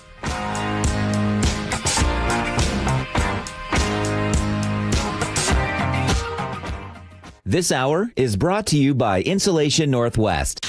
The John Curley Show. When people sit there and they see people with the American flag and they're utterly disgusted because they associate the flag and USA with Donald Trump, don't do that. You're doing yourself an amazing disservice. Weekdays 3 to 7. You could dislike Donald Trump, but you can still love America. It's like discounting Photograph from Nickelback, which is actually a pretty good song. Think of the fact that you love this country, and what you love about it is it's inclusive. Good. Include others. Watch The John Curley Show live on YouTube.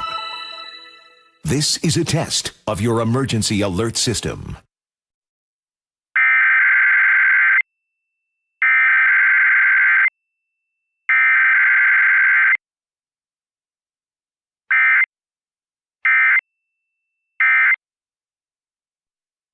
Home is more than a place to live. It's where the best of life unfolds, where possibility sparks, where community grows, where lives take shape. At the Master Builders Association of King and Snohomish Counties, that belief drives the work our builders, remodelers, and tradespeople do every day. Because when we build more homes, we're building so much more than housing. We're making room for what matters most. Learn more at roomforwhatmatters.com. Thanks for calling CM Heating. Aren't you the company that gives away free furnaces? That's us. Buy a qualifying high-efficiency cooling system and the furnace is free. Wow. Yeah, and our home comfort advisors are tax credit and rebate specialists, so they'll handle the rebate for you. Go to CM Heating for better comfort, lower bills, and a free furnace you'll love for years. Get your free estimate for furnace replacement at cmheating.com. And remember, for furnaces, fireplaces, hot water, and total home comfort, including electrical, there's no beating CM Heating. Your local volunteer fire department routinely answers the call, whether it be a fire, traffic accident, or a cat stuck in a tree. But because of declines in memberships, departments have become understaffed. Your local volunteer fire department desperately needs you. Can you direct traffic, install a smoke alarm, help at a fundraiser? No matter what skills you have, you can make a difference. You don't have to fight fire to be a volunteer. Will you answer the call? For more information on how you can help, visit the Volunteer Firefighter Alliance at supportvfa.org. Hi, I'm Dr. Nia Hurd-Garris with today's tip for kids from the American Academy of Pediatrics. As parents, we want our children to grow up healthy and strong. That means helping teens take responsibility for their health as they become young adults. One way to do that is to make sure they have one-on-one time with their pediatrician. That helps them become comfortable talking about any health issue with their doctors and with you. So make sure to give your teen a voice. It's good for their health. For more on teen health, visit healthychildren.org. Cashback is not available on gas in New Jersey and Wisconsin. Couponing. Wow, you didn't strike me as the coupon type. Just trying to stay ahead of inflation. Gas, groceries, everything. It's all more expensive. I need to save wherever I can. Have you tried Upside yet? Upside? What's that? It's a free app that I use that pays cash back for every gallon of gas I buy. You've got to buy gas to get around anyway. Might as well get paid for it. Come on, does that really add up to anything? I've already made around $200. The extra cash helped pay down my bills, and I even had a little extra left to treat myself. And the Upside app is free? Totally free, and the cash back is real. You can transfer the cash right to your bank account. I'm downloading Upside right now. Download the free Upside app now to earn cash back every time you buy gas. Use promo code ENJOY to get an extra 25 cents per gallon on your first tank. You can cash out anytime right to your bank, to PayPal, or a gift card for Amazon and other brands. Just download the free Upside app and use promo code ENJOY for a 25 cents per gallon bonus on your first tank. That's code ENJOY for a 25 cents per gallon bonus. For over 50 years, Bucky's Complete Auto Repair has been the one locals trust for fast, friendly service with guaranteed repairs. With 16 family-owned locations and a Carfax preferred badge, Bucky's makes it easy with same-day service and available financing. Visit buckys.com. KIRO News Radio 97.3 FM Northwest News. Now, the latest from KIRO News Radio and mynorthwest.com. Good afternoon, I'm Aaron Granillo. There are new signs today. The White House is looking to reach a deal with Iran to end the war, even as new airstrikes target Tehran and Iran launched more attacks at Israel and other U.S. allies overnight. CBS's Tina Kraus has the latest from London. President Trump said constructive conversations are buying time, and he's holding off on strikes against Iranian power plants for 5 days, after earlier threatening an attack if Iran didn't fully open the Strait of Hormuz. In a new video message, Iran said it will continue to exercise strategic control over the strait until the U.S. and Israel call off their attacks. King County Council is expected to vote today on a proposal to ban federal immigration enforcement on county property. Councilmember Teresa Mosqueda introduced that measure to prohibit ICE from using county land for operations or staging areas.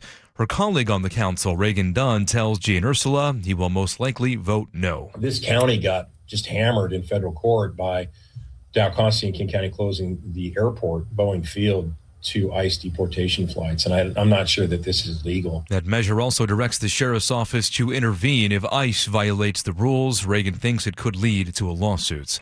Mark Wayne Mullen has been sworn in as the new Secretary of Homeland Security, making this pledge during a swearing-in ceremony in the Oval Office. No one's going to outwork me, and I'm not going to let any of them outwork me. The president has entrusted me with this, and failure is not an option. Mullen replaces Christine Noem, who was ousted as Homeland Security Secretary. He comes to the job as the department remains shut down due to a funding dispute, leaving TSA agents without pay. CBS's Cammy McCormick reports airlines have been urging lawmakers to end that shutdown. Delta Airlines says it's suspending special services that it usually offers to members of Congress as passengers wait in long security lines and TSA agents go without pay. The airline says it will temporarily halt services like airport escorts for government personnel and red coat assistants. They may still receive preferred treatment depending on their sky miles, but not because of their position in government. At the closing bell today, the price of oil rose and stocks dropped. The Dow down by 84 points, NASDAQ off 184, and S&P lost 25 points. Now to the real-time traffic desk. Here's Nate Connors. All right, Aaron, let's see. The Port Townsend-Coopville ferry route is out of service due to high winds for the next probably hour or so when we'll get an update. Here in Seattle, South 5 at your ramp to I-90, we've got a crash partially blocking that ramp. South 5 continues to improve, though, with every report. Just minor slowing from the Ship Canal Bridge in the downtown. North 5, you're slow at the West Seattle Bridge just past I-90. And then it's bumper to bumper, Lakeview Boulevard. That's just past Mercer up across the Ship Canal Bridge. All added up, it's taking 15 minutes to commute through downtown. Over to the east side, South 405 is crowded from I-90 to the Renton Landing. Bellevue to Renton, we're pushing 20 minutes. And Tacoma to Olympia, plan on a 45 to 50-minute commute. You've got a 3 to 4 mile backup through JBLM that's starts near Thorn Lane, and more slowing heading into Olympia.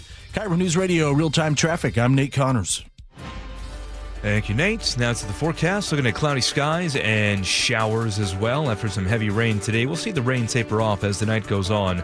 Scattered showers tomorrow and then drying out on Thursday, Friday, and Saturday. Right now, 50 degrees in downtown Seattle. I'm Aaron Granillo, KIRO News Radio. Your best source for local news. You're listening to KIRO News Radio, Northwest News.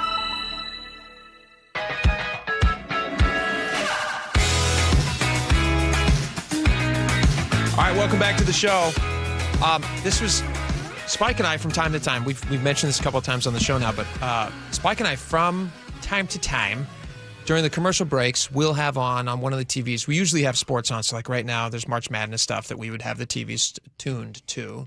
And also at other times we have kind of obscure sports. Sometimes it'll be poker. There might be darts. Soccer. Which is kind of fun. Soccer is Which fun. is big with some people. It's big. Not me. It's big. The other one is cornhole, which I didn't even realize until recently was a professional league that has, not only is it professional league, but has TV coverage, dedicated channel, corporate sponsorships. People make real money playing it. And we're watching one day, and Spike and I see this guy he's got no arms and legs, and he's throwing. He's throwing corn. He's throwing the bag. He's throwing the bag. He's throwing the bag.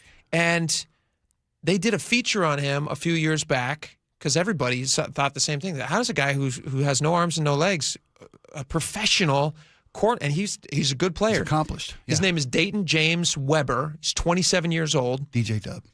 He's known as DJ Dub. Yep. And he became a quadriplegic, quadruple amputee. Mm-hmm. He got a blood disease when he was an infant, and doctors went in and they said, "Hey, if we don't amputate, he's not going to survive. And even after we amputate, we only give his chance of survival at like 3%. So he's in a way, he's an amazing. He's a miracle. Miracle story. Yeah, sure, I'll go nothing short of calling this guy a miracle. Overcoming tremendous odds. You bet. And then now he's in the news for murder. And we have a CBS, if you guys are not watching online, you should be, so you can see this with us. But this is a CBS story about the incident that happened. The story is bizarre, and we have so many questions. So we'll watch this and listen to this together. If you're not watching, it won't take anything away from you. You can listen to it with us, and then we'll dissect this and figure out like what happened, how is this even possible, what was he hoping to accomplish here. All right, let's play that, Laura. Dayton Weber, one of the greatest stories in all of cornhole. Dayton Weber has garnered national attention for overcoming long odds, winning professional cornhole tournaments as a quadruple amputee. I actually came up with my own kind of quote that got me through everything, and that's "the world won't wait." But police now say Weber is charged with first and second-degree murder. On Sunday night, Weber was driving in his Tesla SUV in La Plata, Maryland with 3 friends when police say a conversation got heated. The driver and the front seat passenger were apparently engaged in an argument, but I'm not sure what about. One of the people in the back seat told investigators Weber shot and killed 27-year-old Bradrick Michael Wells. According to that witness, Weber then pulled over and asked them and another person in the back seat to help him remove Wells's body from the car. They refused and got out of the vehicle. Weber drove off, and 2 hours later, a resident called 911 to say that they saw what appeared to be a body lying in somebody's yard. Police identified the body as Wells. Weber was eventually found at a nearby hospital in Virginia, where he was arrested. A gun enthusiast, Weber posted videos to his personal YouTube channel showing him loading and firing several shots from a handgun. Investigators say it's another skill he's mastered. His abilities, his capabilities are well documented on the intranet, and all you have to do is look at that. Weber is now awaiting extradition back to Maryland. For CBS Mornings, I'm Chanel Call. Is this not the most bizarre? I mean, I just said it just raises all these questions. Well, like also, what was the argument about? Yeah, we don't know all those details. And here's the thing, not that it really matters, but this man overcame a lifetime's worth of challenges. I mean, his entire life. When he's got, for those of you who didn't see the video and don't, he's got legs that go down to just above his knee. Mm-hmm. So he's got 2, semi legs. And he's got 2 semi-arms that would come down to just above the elbow. Yeah. So you can kind of... No digits. No digits. He's just got 4... I don't want to use the wrong verbiage here, but he's got 4 appendages none of which have hands or feet. Yeah. Okay, or joints, moving, working joints. Yeah. And he has managed to build a life. He rides dirt bikes. He learned to load and shoot guns. He's a skilled athlete. He's an athlete. You overcome. You work with what you have, and you overcome. Yeah. My cousin Kay is a triple congenital amputee, which means they were born with no legs and 1/4 of an arm, one arm. Kay's a world-class world record holder Paralympic swimmer. You're kidding. I'm not kidding you, because people overcome. What makes this gentleman's he's charged, not found guilty yet. What makes his accomplishments even greater to me? Kay competes at the Olympics with they take limitations and they classify people in different levels. Sure. Through limitations. Someone who had the same configuration as Dayton James Weber would be in one classification of swimming, as opposed to Kay, who had just one half of one appendage. Yeah. Right. So Kay's competed, and with her same limitation class, He's competing against completely able-bodied people. Exactly. Yeah. Full-grown adult, and he's managed to figure out how to, throw a cornhole bag. And he's a professional, and you hear he's driving in a Tesla SUV. Those are not cheap, so obviously he's making money doing it. I would imagine that he's like up until now, he has probably been quite a marketable figure in that world for overcoming what he's overcome. Yep. And your cousin's story is so crazy to me. The fact that Kay skied. His dad created a bucket on one ski. Wow. A bucket to sit in with an outrigger that attaches to Kay's little arm. And Kay would ski down the mountains. Isn't that amazing? It's what, you enable your kids to become whatever they want to be. Kay played Miracle League softball and would swing a bat. They'd strap a bat to the little appendage, swing a bat and scooch around the bases. Kay lives independently, lives in a motorized chair. In and out of a motorized chair. Sure. Rides public transportation, goes to Comic-Con every year. Yeah. Kay's amazing. He's That's an amazing amazing individual, as was Dayton James Weber. His whole life, he's been an amazing individual, accomplishing amazing things. But what goes to show you, it's maybe the most normal thing this guy has done. It's way more normal to get in a fight and shoot a guy hot-headedly. Well, it is. It's way more common than it is to chuck a cornhole bag with no arms. Yes. Maybe. This might be the most normal thing this guy's done. What's crazy is two things. There's a lot of crazy things about this story. Number one, his mugshot. There's not a more smug-looking. He looks pretty damn pleased with himself. He looks kind of pleased with himself. Does, man. There. You're in a car with three friends. You get in heat and you pull your gun with your half arm and you shoot a guy. He's probably not thinking in the moment. People get fiery and emotional and all that stuff. What was he going to, once his friends said, no, we're out of here. Help me get rid of the body. What's he going to do? He can throw a beanbag, but he's not getting rid of a body. He did it. He drove the car away, left his two friends who refused to become accomplices. He dumped the body in a yard. That's what he did. Just push it out the door. That's what you do. You get behind it and scooch and push with your mass. That's insane. It is. But it's, we had a story yesterday about a guy's been arrested 98 times. Right? Yeah. And the know-how it takes to build a bong into your dashboard of your truck, that kind of ingenuity and stick-to-itiveness that Mr. Weber showed, these people live amazing lives, and then just one bad turn, This guy's, he's overcome everything until this. I doubt that you can overcome this. Seems like that's a pretty strong case here. Well, plus if he has two friends who are witnesses, they're obviously going to be used in the prosecution against him. Yeah, and he didn't think it through. Heat of the moment, he fired his gun, and this guy ended up dying. And shoving a body in a yard, it's not a real solution to that. I'm not saying he's limited in his options. Yeah. Oh yeah. He's limited in what he can pull off there. That is one of the most bizarre stories that we've ever covered on this show. Yeah. We've done some. That's a doozy. If this guy never gets in an that's a doozy. If this guy never gets in an altercation with a gun, it's still one of the most amazing things that's ever come across our desk. And then when you add to it, this guy decides to shoot a buddy in a heated argument and then try to ditch the body. Wild. Yeah. Wild. Well, if he's guilty, prison's going to be an interesting experience for him. I don't even know what that's. Do you have to keep him in a special I don't know that. Luckily, my cousin has never had an altercation with the law. Well, your cousin took the right path. Took the right path, yes. The wrong path. This guy had the right path. He had support. He had his family took care of him, helped him out, made sure he got what he needed done. It's going to be a very notable prisoner, I would say. Yeah. I think he's going to get a lot of attention. That's a wild story. All right, here's another wild story. This is a really crazy, neat story actually coming up.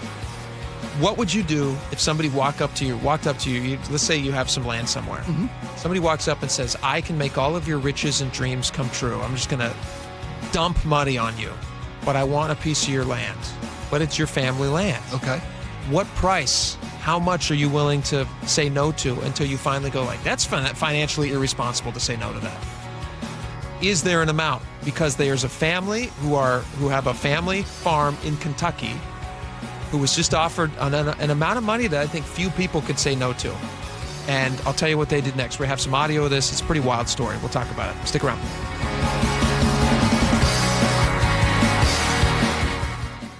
KIRO Newsradio, the first place you turn for the news you trust. Seattle's new mayor is laying out a big vision. She offered few specifics. Engaging conversation. Has anybody noticed their electric bill? It's diabolical, Ursula. And your Super Bowl champion Seahawks. They are bringing the Lombardi back to the Northwest. Streaming everywhere on the KIRO Newsradio app. Always here, always with you. KIRO Newsradio, 97.3 FM. You know, trying to figure out assisted living for a parent or loved one can be the most challenging decision you ever have to make. Here's what I wish someone had told me sooner. Aegis Living. And before you picture what you think a senior living community looks like, stop. These are luxury communities. Chef-prepared meals, resort-style amenities, and a level of care that has been recognized. Listen to this, voted best of Western Washington, but that's nothing compared to the 500,000 reviews, over 60,000 communities nationwide, and Aegis Living has been ranked #1 senior living community in all of America for 2025. Go to aegisliving.com and get a special take-home gift by booking a free visit. Just book a visit. See the place. You'll be glad you did. When your tour of Aegis Living, you'll be amazed at what you see. You'll turn to whoever you're with and say, this must be the place, because it is. It's aegisliving.com. You're losing your hair and you simply need a solution that works. You want the best. Modern technology, top-rated physicians, something that's guaranteed to work.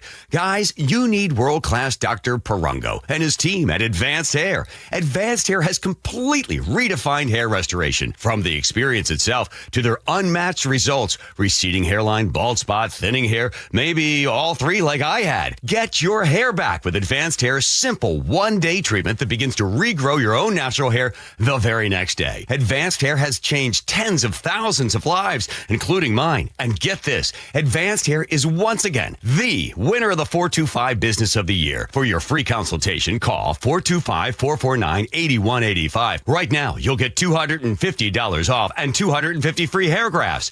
Refine your hairline with the team that redefined hair restoration. That's 425-449-8185. Or for the before and afters, visit advancedhair.com. Xfinity Tech Support, Matthew speaking. Hi, I live in a pretty remote place, like Jurassic Park remote. No! Wow. Will Xfinity Mobile work out here? Yep, the combination of reliable Wi-Fi and 5G makes it so that you can stay connected in all kinds of places. Plus, you get access to ultra-fast speeds and coverage, whether you're poolside or out live streaming with a T-Rex. Hold still, you're about to go viral.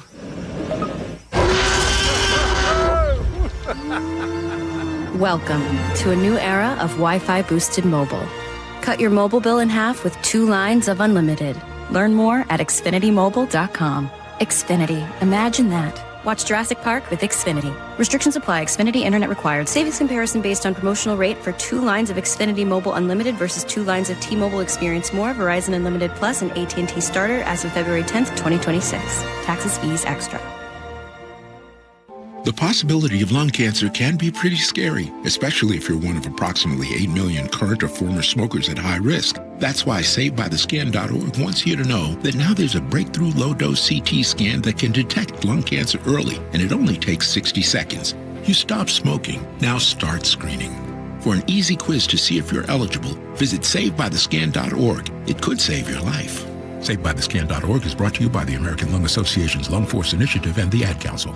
If you've saved more than $300,000, there's one thing you can do now that could make your savings go twice as far in retirement, and it's tax planning. That's right, tax planning could significantly reduce the taxes on your IRA and 401k withdrawals, Social Security benefits, and other investment income.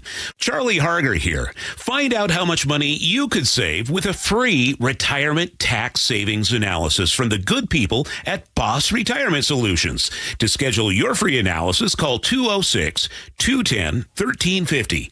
Tax planning for retirement could reduce your taxes not just for 1 year, but for the rest of your life. And the savings could be six figures. Let's find out how much money you could save. Call 206-210-1350. 206-210-1350. For informational purposes only, actual results may vary. No statement contained herein shall constitute tax, legal, or investment advice. File with TurboTax on Intuit Credit Karma. TurboTax helps you get your biggest refund, and then Credit Karma helps you do more with it. Start filing today in the Credit Karma app.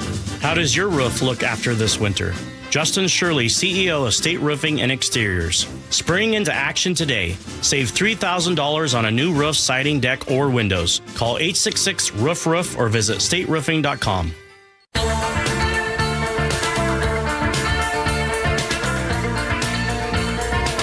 All right, welcome back to the show. I saw this story. It's been kind of gaining some news around the internets because it kind of forces you to answer a question. What would you be willing to sell something that you love for? Is there an amount? Like that's, kind of the age-old thing.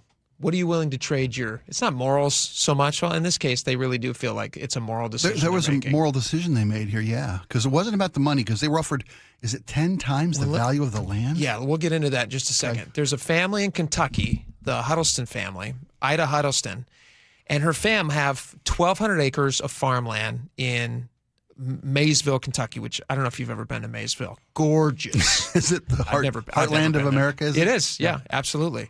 I've never been there, but apparently land in Maysville, Kentucky sells for about $6,000 an acre.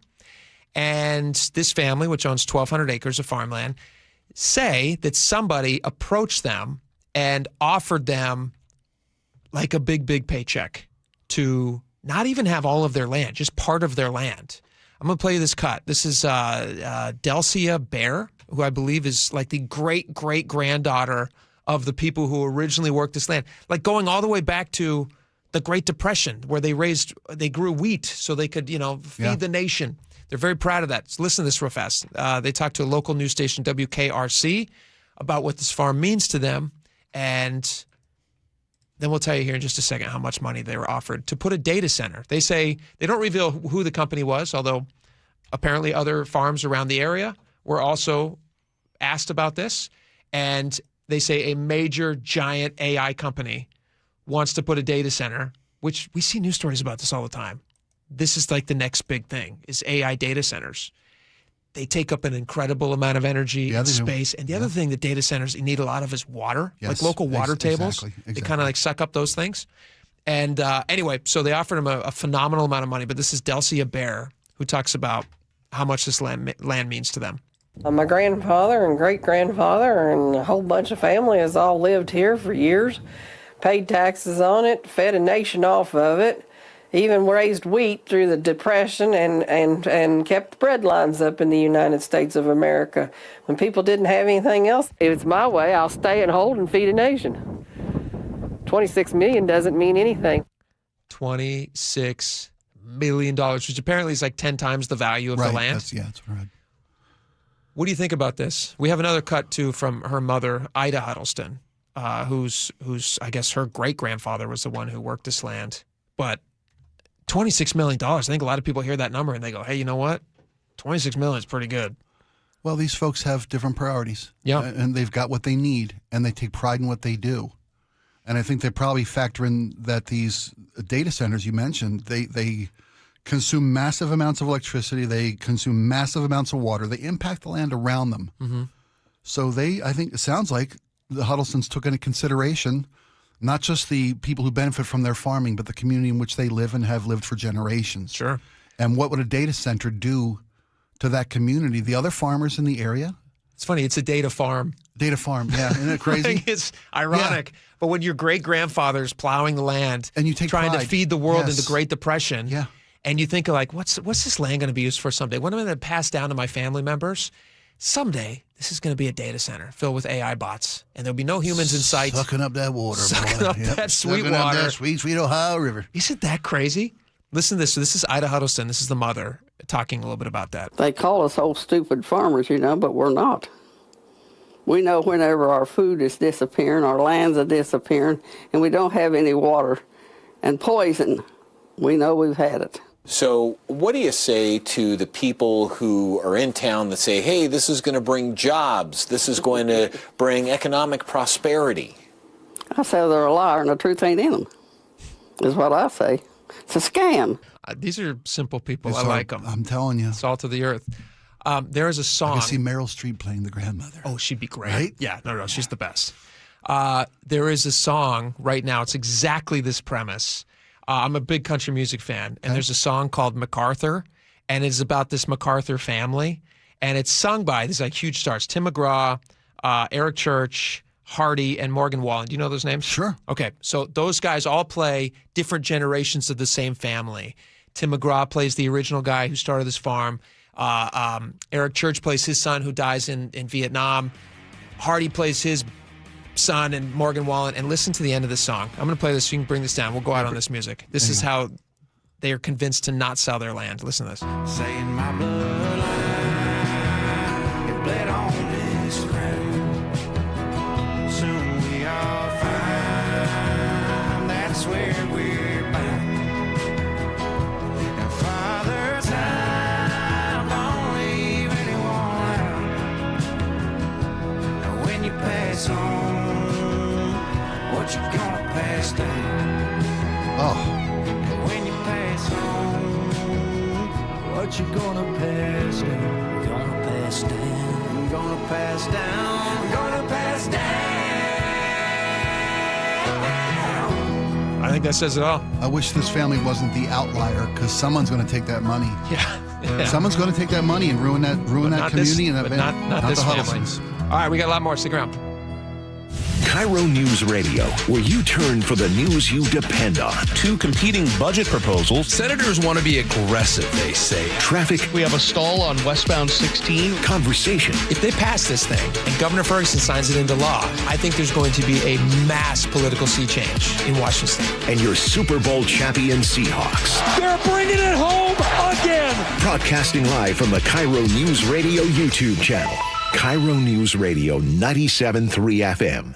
Hey homeowners, are you stuck on the credit card treadmill and stressed because your consumer debt and monthly payments are too high? Well, Brock Hewitt here with a smart solution. Your home's equity in the Seattle Metro is probably larger than ever. It's like you're sitting on a stack of cash. Consider a cash-out refinance with Tila Mortgage to consolidate your high-balance credit cards, second mortgages, home equity lines of credit, and student loans, or get cash for a remodel. With interest rates finally coming down, consolidating your debt now may be the best decision you ever make. With excellent client reviews and trusted in Washington for over 25 years, Tila has competitive rates on refinance, purchase, or reverse mortgages too. Tila, spelled T-I-L-A, is a name you can trust for truthful, honest, and ethical advice for all your mortgage needs. Call Tila Mortgage today, 206-766-8888. That's 206-766-8888, or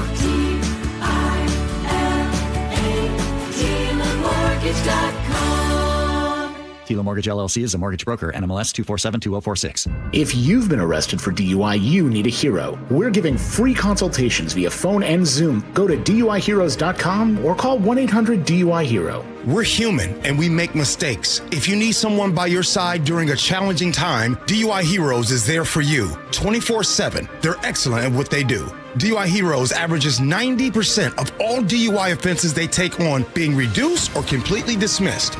Your DUI defense specialist, DUIHeroes.com. It's a bully, but we aren't afraid of a fight. It's elusive, but our focus never fades. It's deadly, but we were born to defeat cancer. You may not have heard of us, but our work has helped millions impacted by cancer. We are the Leukemia and Lymphoma Society. We are leaders in advancing breakthroughs in immunotherapy, genomics, and personalized medicine. This research saves lives. After 65 years of fighting blood cancers, we've arrived at a game-changing belief. The cures for cancer are in our blood. The drugs and treatments we've developed for blood cancers have helped people affected by many different types of cancers. We are the Leukemia and Lymphoma Society. Beating cancer is in our blood. Learn more at LLS.org. Windows are our home's top target for break-ins. At Lake Washington Windows and Doors, we offer added security with our exclusive 3-layer security glass protection. Combined with our lifetime warranty, you'll have lifetime peace of mind. Choose Lake Washington Windows and Doors, a name you can trust. Now through March 31st, Lake Washington Windows and Doors is paying your sales tax, plus offering easy 0 down, 0 payments, and 0 interest for 12 months. Visit lakewashingtonwindows.com today and save the sales tax. Wesley is a truck driver. I drive a truck and I love what I do. A truck driver with IRS troubles. They told me I owed them $43,000. It got really bad. Quite a few letters in the mail. They were talking about wage garnishment, coming after my house, my car. Yeah, they don't play around. I seriously thought that I was going to lose everything. One sleepless night, Wesley finally made a call to Optima Tax Relief at 2 a.m. Kind of figured I'd get a machine, but I didn't. I actually got to talk to an actual person in the middle of the night. He found just what he was looking for. Oh, they were great people. You need a team of people that know what they're doing. Optima Tax, they know what they're doing. Optima Tax Relief came through with flying colors. I saved an incredible amount of money. Happy don't even come close. I was absolutely overjoyed. Take Wesley's advice. If you're in any kind of trouble with the IRS, call Optima Tax Relief. Don't trust anybody else. Call Optima for a free consultation. Call 800-343-6460. 800-343-6460. 800-343-6460. Optima Tax Relief. Some restrictions apply. For complete details, please visit OptimaTaxRelief.com. Your best source for local news. KIRO News Radio. KIRO FM and HD1. Tacoma, Seattle. Northwest News. This is CBS News on the Hour, sponsored by JTV.com. I'm Jennifer Kuiper. Day 38 of the partial government shutdown, and the Department of Homeland Security says more than 450 TSA agents have quit. Sickouts are leading to incredibly long lines. This woman at Nashville International Airport thanks the unpaid workers. We could be going nowhere and have no TSA at all. So the fact that they even show up, is amazing. As a possible agreement to end the shutdown emerges from the Senate, CBS's Natalie Brand reports. President Trump is signaling he's open to a possible deal to end the partial shutdown after meeting with Republican lawmakers Monday night. We're going to take a good hard look at it. I want to support Republicans. The potential agreement would involve funding most DHS agencies, including TSA, FEMA, and the Coast Guard, while withholding funds for ICE deportations. U.S. Attorney General Pam Bondi has sworn in new DHS Secretary Markwayne Mullin. The former Republican senator from Oklahoma saying afterwards, I don't care what color your state is. I don't care if you're red or you're blue. At the end of the day, my job is to be Secretary of Homeland and to protect everybody the same. We've learned more about the deadly collision at LaGuardia Airport involving an Air Canada jet and a fire truck. CBS's Cammie McCormick. National Transportation Safety Board Chair Jennifer Homendy says a runway warning system failed to sound an alarm moments before the collision. Truck 1, however, did not have a transponder. And she said investigators don't know yet whether the two people in the fire truck heard the control tower's last-second warning to stop. And investigators want to know more about the role of controllers. It is not clear who was conducting the duties of the ground controller. We have conflicting information. But she warned against jumping to conclusions. The U.S. claims progress on points of agreement with Iran, and according to President Trump, they said, what are the top 10? I said, well, number 1, 2, and 3 is they can't have a nuclear weapon. And they're not going to have a nuclear weapon. And we're talking about that. And I don't want to say in advance, but they've agreed they will never have a nuclear weapon. They've agreed to that. French President Emmanuel Macron has called on Iran to engage in good faith in talks to end the war in the Middle East after a call with his Iranian counterpart. NASA says it will invest $20 billion to build a permanent moon base over the next 7 years. NASA Administrator Jared Isaacman says robotic exploration will ramp up sharply with up to 30 lunar landings beginning in 2027. The moon base will not appear overnight. We will invest approximately $20 billion over the next 7 years and build it through dozens of missions, working together with commercial and international partners towards a deliberate and achievable plan. This is CBS News. Looking for spring jewelry looks? Find them at Jewelry Television. New customers get $20 off purchases of $99 or more at jtv.com. In court today, the man accused of smashing Chihuly Glass Arts. That's after Nate Connors at the real-time traffic desk. Well, we're starting to get busy out there, Aaron. Let's start you in Tacoma, southbound 705 at the ramp to northbound I-5. A collision blocks 2 right lanes. That leaves 1 lane open. And we've got a bumper-to-bumper backup approaching State Route 509. Tacoma to Olympia, a 45-minute drive. Still got a 3-mile backup through JBLM starting near Berkeley, and then more slowing heading into Olympia. Southbound 167, a little crowded now heading through Auburn, starting at 516, and slow again between Pacific and Sumner. Seattle to Federal Way, less than a half hour. Northbound 167 at the Maple Valley Highway, it crashes in the HOV lane. You're backed up to the Valley Freeway. Renton to Bellevue's at 20 minutes. South 405, you're thick through Factoria. Here in Seattle, South 5 is slow from the Ship Canal Bridge in the downtown. North 5, scattered backups approaching the West Seattle Bridge across the Ship Canal. 20 minutes to get you through this. And due to high winds, the 2 p.m. sailing was just canceled out of Port Townsend. Next up, the 245 is canceled out of Coopville. And as it stands right now, this route will get back on track with the next set of sailings, but this could change, so check your route before you head out. KIRO News Radio, real-time traffic. I'm Nate Connors.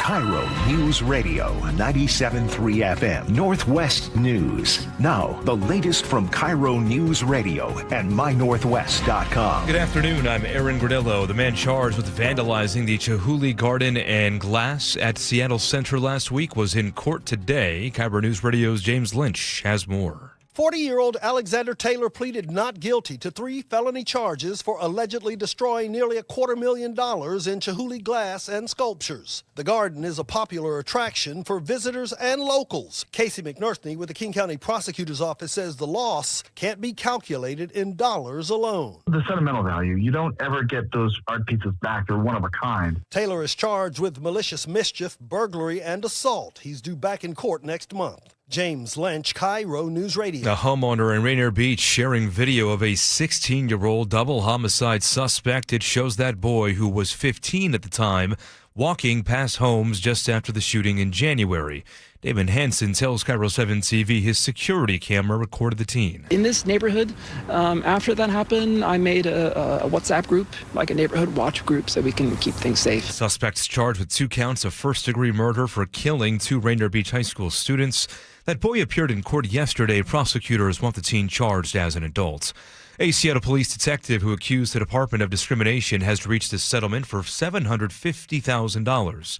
KIRO News Radio's Luke Ducey reports. The city of Seattle will now pay Detective Denise Bolden, better known as Detective Cookie, $750,000 after she filed a lawsuit in 2023 claiming racial and gender discrimination. She says supervisors questioned her loyalty because of her relationships in the city's communities of color. On the Kelly Clarkson Show, she talked about her community policing efforts creating a chess club in the Rainier Beach neighborhood. Kids are learning to be around police officers through me, and they're loving it. SPD says it's now reviewing internal training and policies. Luke Ducey, KIRO News Radio. Oh, northbound lanes of I-5 near Bellingham are still closed for that landslide that happened 5 days ago. KIRO 7 TV's Dee Dee Sun with the updates. WashDOT saying debris removal work, it continues. Today, crews are using tools to remove loose rock from the slope above. Right now, there is still no estimate on when these northbound lanes could reopen. And now to your weather update. We are seeing rain turn to showers this afternoon. Highs will be in the low 50s. Right now, 50 degrees in downtown Seattle. I'm Aaron Granillo, KIRO News Radio. Your best source for local news, serving Western Washington and the world with a KIRO News Radio app. Always streaming live on your smart speakers. You're listening to KIRO News Radio, Northwest News. And now, it's time for the Jake and Spike Show on KIRO News Radio. With your hosts, Jake Skorheim and Spike O'Neill. Welcome back to the show. 2 hours down already? Good Lord. That was fast. The show is flying by. 1 hour to go. Just less than 1 hour to go. I'm sorry. I wish we had more time together today. It really is. It's going too fast. This is one of those days where I just wish we had more time. I wish we had more time. All right. A lot of stuff to get to, and so we will. Spike, do you want to start with the Supreme Court? It's kind of all the same conversation. It's all about voting stuff. Today, the theme of 2 o'clock is voting stuff. That's Okay. our official Sure. title for this. Voting stuff. Supreme Court is considering a case. Where's this out of? Is this in Mississippi? Yes. Mississippi.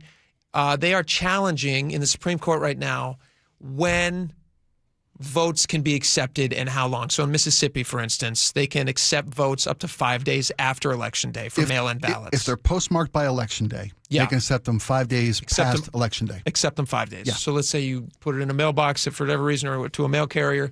As long as it's postmarked on the day, you got 5 days to get it in.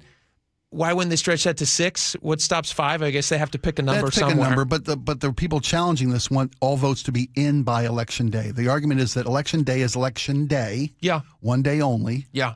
And that's the argument to eliminate this allowance for postmarked ballots to be counted. Yes. Okay. So you could still have mail-in balloting. It just has to be up until Election Day. It has to be in possession of the Elections Bureau. Oh, okay. In Mississippi That doesn't by seem Election so Day. crazy to me. It does seem crazy to me. Does it? It does. Why? Because you drop your box, your ballot into a ballot box. Sure. Or a mailbox by Election Day, because it's been mail-in voting allows us to mail in a ballot box, or and a mailbox, I should say. Yeah. And then it's on the post office. Or a ballot box. If you drive it into a ballot box, that counts. It does. Of course, it counts. Yeah. I do that every day. I mean, because I want my kids to have kind of the experience of voting. And since we don't have in-person voting, Yeah, I get it. I want that positive association so that they participate in this great experiment we call democracy, and I want them to have a implant in them, like, hey, this is what we do, and then usually there's somebody there kind of waves and smiles at you. Go ahead. Except what the Constitution is guarantees us is equal access to the ballot box. Okay. And if you don't have a ballot box in your neighborhood or it's an undue burden, there can be hundreds of miles between you and a drop box. Okay. And you should be able to use the post office on Election Day up to Election Day. And the argument is if the post office is a federal agency is in receipt of your ballot and postmarks it by Election Day, then a fair window for the post office to then deliver that to the election bureaus seems fair and seems the law. Let me ask you this question, though. If you know that you're not going to be able to get there by Election Day, why not just do it earlier? Because there's no stop to early voting. Voting is a huge thing. That's a fair question, but should people? So why not just do that? You're talking about people who want to be late all the time, or people who have a life. Well, that's nothing. No law against procrastination. The law just says Election Day you should be able to vote before and up to. So people who don't, people who want to mail in their ballot have 5 days less to make the decision. Mm-hmm. That doesn't seem fair. Well, or the law. Yeah, they'd have to mail it a week ahead of time, 5 days ahead of time, so that it's received by Election Day. It's not the law. Well, but if you know it's the law, then you have to get it in by the Election Day. So now you know. That puts an undue burden on those mailing ballots as Why? opposed because people who decide to drop their thing off have until Election Day to decide. Well, I understand that, but it's about equal opportunity. Well, no, everybody has the equal opportunity to get it in on time. If you know that you like for instance, unless you want to mail it, then you got to go in a week early. We start our day. Okay, what's that? Is that an undue? I don't understand. Sure, it is. Why? If everybody in America has the same amount of time to pick a candidate, but if you want to mail it in, you have 5 days less to pick your candidate. You don't have 5 days less. You could start 5 days earlier, and now you've got the same amount of time. Just don't procrastinate. It's okay. It's one way to look at it. So the Supreme Court is basically saying to call it Election Day, but then to further accept ballots way after Election Day. They're saying the Supreme Court is saying right now, or at least indicating that they're hearing the argument. They're hearing the argument, and they will render a decision. Is it in June? Is that right? They'll render a decision, they think, sometime in June? I think that's the window they've given, yeah. Okay.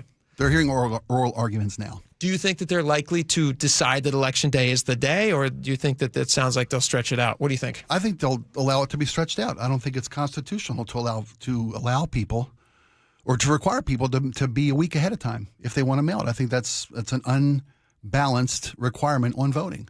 Do you know in Washington State how long you have to mail? Because we don't have a requirement in Washington State, like how long they kind of just can keep trickling in. Do you know how long, typically in Washington? How long is the window? It's almost 3 weeks. Does that seem kind of lengthy to you? That's since we want resolution, and that's part of this. It's part of the case. Part of the SAVE Act, and this case before the Supreme Court is they want resolution sooner. They're saying if you tell everybody, it's like the thing that I heard about it this morning. One of the justices, I forget who it was, might have been Thomas. Somebody was saying, if you're calling it Election Day and yet you're not going to let anybody know how the election results are until sometimes 3 weeks later, does that undermine the election process by kind of just letting people think like, hey, you know what, this just kind of stretches on forever, and then things are going to trickle in. That was Alito. That may have been Alito. Might have been said Alito. we have Sure. we have Memorial Day. We have Birthday. He brought up, yeah. President's Day. Although in my family we have birthday weekend or birthday week if it's my wife. Using the syntax of the vernacular of Election Day to base your legal finding in the Supreme Court level of decision making seems a little ridiculous. Oh, I disagree. I mean, I don't think. I get there's a deadline to vote, and that is Election Day. Yeah, you can vote early if you want to. Yeah, and as long as you get it in by Election Day. But wouldn't your argument be then that why even have a deadline? I mean, you have to have deadlines, right? You do. So isn't that unfair for some people? Have deadlines? Given your argument? No. That's a requirement to vote. Okay, well then now everybody knows the day. Everyone is subjected to it. We've all agreed that a deadline for the day to vote is an okay thing. Sure. But a deadline to get those votes in is not an okay thing. I don't understand that. Then everybody should have to vote by 5 days sooner. That's fine. Well, then you just change Election Day. We're having the same argument. No, votes have to be in by Election Day. They're counted on Election Day. Yes? Yeah. Okay. Then they're received. That's the the tricky thing. I know. That's what I'm saying, and that's the part where I feel like, well, that doesn't really make a ton of sense. I don't understand why that's an undue burden on people. But we're saying that the day they have to be in is this day, or they have to be mailed by this day. We all recognize that you can do it by that day. Well, but you say you've got a busy life and you want to read up on candidates, or you want to hear final arguments, you want to see the final pitches candidates make up until Election Day. To mail early. Sure. You're denying those voters that final window to make their decision. If we had a system like the UK, where they literally they will have an entire election at the drop of a hat. It's wild. Agreed. If they decide over there that they don't have faith in their government, they oust the government, and within 3 weeks they have a new government in there. I'm all for that. And so what I'm saying is we have the longest election cycle in the history of election cycles anywhere on the planet. Well, the way we elect people, election season starts the day after you're sworn into office. It starts. You campaign for 4 years. Exactly. That's horrible. Which seems ridiculous. It does. So why not, let's shorten that process. Why are we stretching it out? It feels a little bit, we have a different opinion on this. I don't have a problem with it. I understand that if I have to be somewhere at a certain time, I'm an adult. I can do it. So I do it. You're the same way. Yeah. We start our show every day at noon. If you were rolling in at 12:30 every day, or I was rolling at 12:30, we would have a problem with each other, and we'd say, hey, guess what? There's a requirement that our audience expects us to be here at this time, and we're making the choice to do that. Let's do that. Okay. So I don't have a problem with that. If that's what the Supreme Court decides, it makes sense to me. But I'm not a Supreme Court justice. I think if Election Day, if you've got the ability to drop your ballot in a mailbox or a ballot box, that ought to be the same deadline. Ballot box is great. But that ought to be the same deadline. Okay.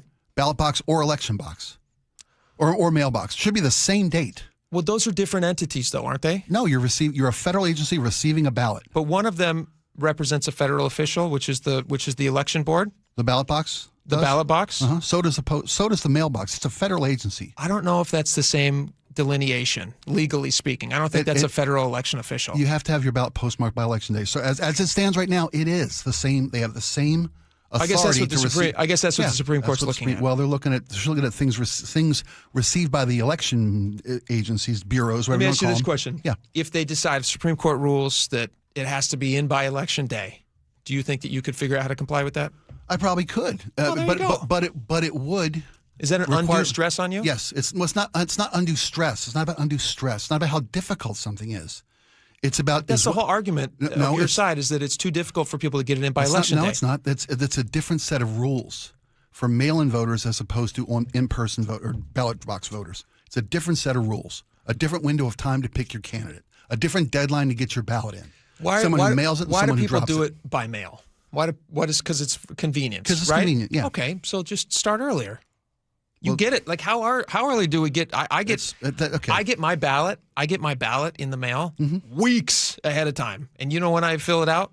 The day of. Yeah, and I drop it in the ballot box because I want to make sure that it's in there. Okay, that's fine. We even have our own local mail carrier who said don't mail it in because you can't trust the mail. Because they can't guarantee it'll be postmarked on the day that you drop it at the post office. So I don't see why people are telling us to rely on the mail carriers if our own mail system is saying don't post it. We can't guarantee it gets in. Well, is that the fault of the voter? Or is that the fault of the post office who can't run their ship? Yes, it's the fault of the post office. It's fault the post office. Yes. But you're penalizing the voter. I'm not penalizing the voter. I'm saying if you're smart, if you want your vote to be counted. You're asking them to get it in earlier because I'm the post asking office you to can't get do it their in on job. time. Just like I ask anybody to be to work on time. It's not an ask. It's just like it's a normal adult thing to do. Okay. I mean, it does. Honestly, to me, the argument that it's this undue crazy burden to me seems. I have a tough time as an adult who has a million things that I do all the time. I understand that mentality. I have 4 children who are in 3 different sports, many twice a day on different locations. My wife and I both have busy lives. We manage to make that work. Sure. You are the same priority. way. Yeah, it's a priority for you to vote. And voting happens rarely. So to get it in by a day doesn't seem to me to be like the end of the world. That's fair. I just to me, it's more important that there's a level playing field. So that everyone's access to the polls is equal. What's the number then for you?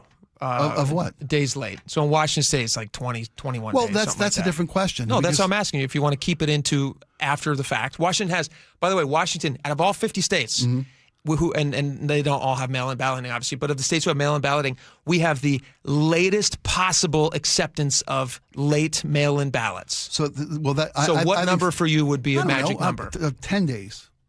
7 days? Make it 7. So that's half of what it is now. Is that not an inconvenience? That's not what we're talking about. When Washington gets into the ballot counting, that's a post office problem that the voters being asked to pay the price for. See what I'm saying? If I get it to the box, I've done my part as a citizen. Okay. And the government has fulfilled its commitment to me that I can vote up until Election Day. It's just interesting to me. It doesn't seem a hardship to me. Like if they're telling you that it's gonna it's always the first Tuesday. It's always the first Tuesday after the first Monday and whatever. Yeah.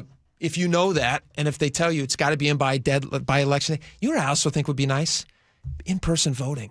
So that's fair, but I think in-person voting. I want my kids also just the experience of going into in-person voting. I think it'd be really cool. I started my voting career in a booth. There is a civic happiness that I think would happen. That I've only heard about in stories where you meet the old lady, she gives you the cookie, you get a sticker that says I voted. Been there, done that. Did you enjoy it? It's wonderful. It's not about the experience, it's about the access. Because part of mail-in voting is equal access to everybody. Because now we're talking about how many polling places are there, how much access is there to the ballot. Sure. Okay, and then you talk about is someone having to wait 8 hours in a line? Is that an unnecessary burden? That's not an equal burden. Did you ever have to wait 8 hours? I haven't, but there's thousands of. I'm just asking your Of experience. course not. I haven't. No. What's the longest you ever waited? I probably waited in 45 minutes once. What was that experience like? It was an inconvenience. Did you feel like this is going to stop you from voting? I haven't had that experience, but people have. If you have to spend 8 hours, which there are numerous examples of people waiting 8 hours in a polling place and having to miss work to do so, people would make the decision not to vote. Because, you can't afford to take a day off work. I mean, you're talking about you're exercising your right, but as it is now, in the best of circumstances, we have, 40% voter turnout? Make it harder for people, make it more expensive for people to meet the obligations that the SAVE Act asks of people. Has the voter percentage, do you think this voter percentage has got better or worse after mail-in voting? Like, are more people voting with mail-in or less? I would think it would be more. It's going to tell me it's less. No, I don't know that. That's a question I would have. I would think you've made it more convenient for people. The idea is that fixes every problem. I don't know that it has. I wouldn't say it fixes every problem. It doesn't fix voter apathy, which is our main problem we struggle with. You know what I think it is? You know what I think the apathy is? People are detached from it because you're just doing this thing that's a mail-in and kind of arrives whenever, and that's fine. That may be a factor. What if we told people hey, you know what? Take your kids, go on down there, stand in line, meet other people. Be surrounded by people who are going to think differently than you and vote differently than you, but you're going to be forced in the same center with these people. You're going to have conversations or not. Maybe you're an awkward person who doesn't want to talk with anyone. Just look at your feet the whole time. I don't know. But it's not a horrible experience to be out there amongst other people. You see that everyone's doing their civic duty, which is great. You're going to get the cookie. You're going to get the sticker. And then your kids also, just like mine do, unfortunately, the best that I can give to them right now is that they're going to see from the back of a car. We go, hey, kids, look, it's a ballot box. This is how you exercise your rights. I get it. Yeah. I think that'd be a real nice experience. It'd be nice, but it's not about the aesthetics of voting or the experience of voting. I think that you're right. Well, no, we're talking it may inspire about more people. It's about the access to the ballot. I understand what you're saying. I understand the argument. I don't necessarily fully agree that that's a real thing, but I would say that if we have apathy that has developed recently in the last 20 years or so, 30 years, since we have been trying to make voting easier for people. I wonder if maybe you're detaching people from the experience. Possibly. I think you develop more apathy by having the Electoral College where 6 states get to decide the U.S. elections, as opposed to a general election of population. Well, I understand. That's a whole separate conversation. I know, but you're talking about what drives apathy. When somebody in California hears that the race is over, they're not going to the polls. When somebody in a very, very blue state is a conservative in California says, why should I go to the polls? My state's never going to vote red. And you get down ballot impact at that point. But if a president's election is decided by the time the polls close in Denver, why would a California conservative bother going to the polls knowing that they have no sway over the presidential election? Well, that impacts down ballot welcome candidates. to Washington and California, my friend. I'm with you. You're talking about apathy. How's a red voter in Washington feel? Like their vote never matters. That sucks. I don't think there's a lot of red voters in Washington. Sure there are. The Electoral College. Well, once you get east of the mountains, what do you mean there's not a lot of red voters in Washington? Of course there are. No, I said who want to see you get rid of the Electoral College. I don't know if everybody's making that argument. No, I'm not. There are reasons for the Electoral College. And there are arguments against the Electoral College, because that's a whole separate argument. Yeah, we're talking about mail-in balloting. Well, we're talking about mail-in balloting. President Trump now says mail-in ballot is cheating. This is what drives me nuts. And this is, to me, if we're going to talk about the SAVE, this is what drives the SAVE Act, is the lie of massive voter fraud that impacts the outcome of elections. There is zero evidence that voter fraud has ever been a determining factor in any presidential election. There's zero evidence, despite the claims. Okay, go ahead. Sorry. Well, I mean, there's no evidence. The Heritage Foundation did a study of over 2 billion ballots over almost 30 years. They found 10 instances of voter fraud committed by illegal aliens. 10 ballots between 2 million. Does the idea of having your ID, would that be a hardship for you? Having a voter ID? Yeah. No, I don't think it's a hardship to show for your me. ID when you're voting? No, it's not a hardship for me. And I know 80% of Americans support voter ID. Yeah. But so it's interesting because the vast majority of people across all political spectrums and races, Democrats, Republicans, black people, white people, Asian people, ID at the polls, support voter ID. And yet you have Democrat politicians saying that it's the worst affront to humanity. No. They're saying the SAVE Act is the worst affront to humanity through disenfranchisement, because it's the other elements of the SAVE Act that they object to. It's the documentational requirements of the SAVE Act. ID. To even to register for the SAVE Act, the birth certificate, the passport. Those all are these not things, hard to get. They're very hard to get for some people. Very hard to get. Can we talk about them when we come back? Sure, absolutely. Let's talk about it. You bet. All right. You have a cut you want to play for me? I got. Yeah. All right. You got a cut you want to play for me about how hard it is to get your birth certificate. One of the Republicans in Congress who is against this SAVE Act, and I'll tell you why, and she'll tell you why. Okay, she'll tell us why when we come back. All right, stick around. We're going to be right back.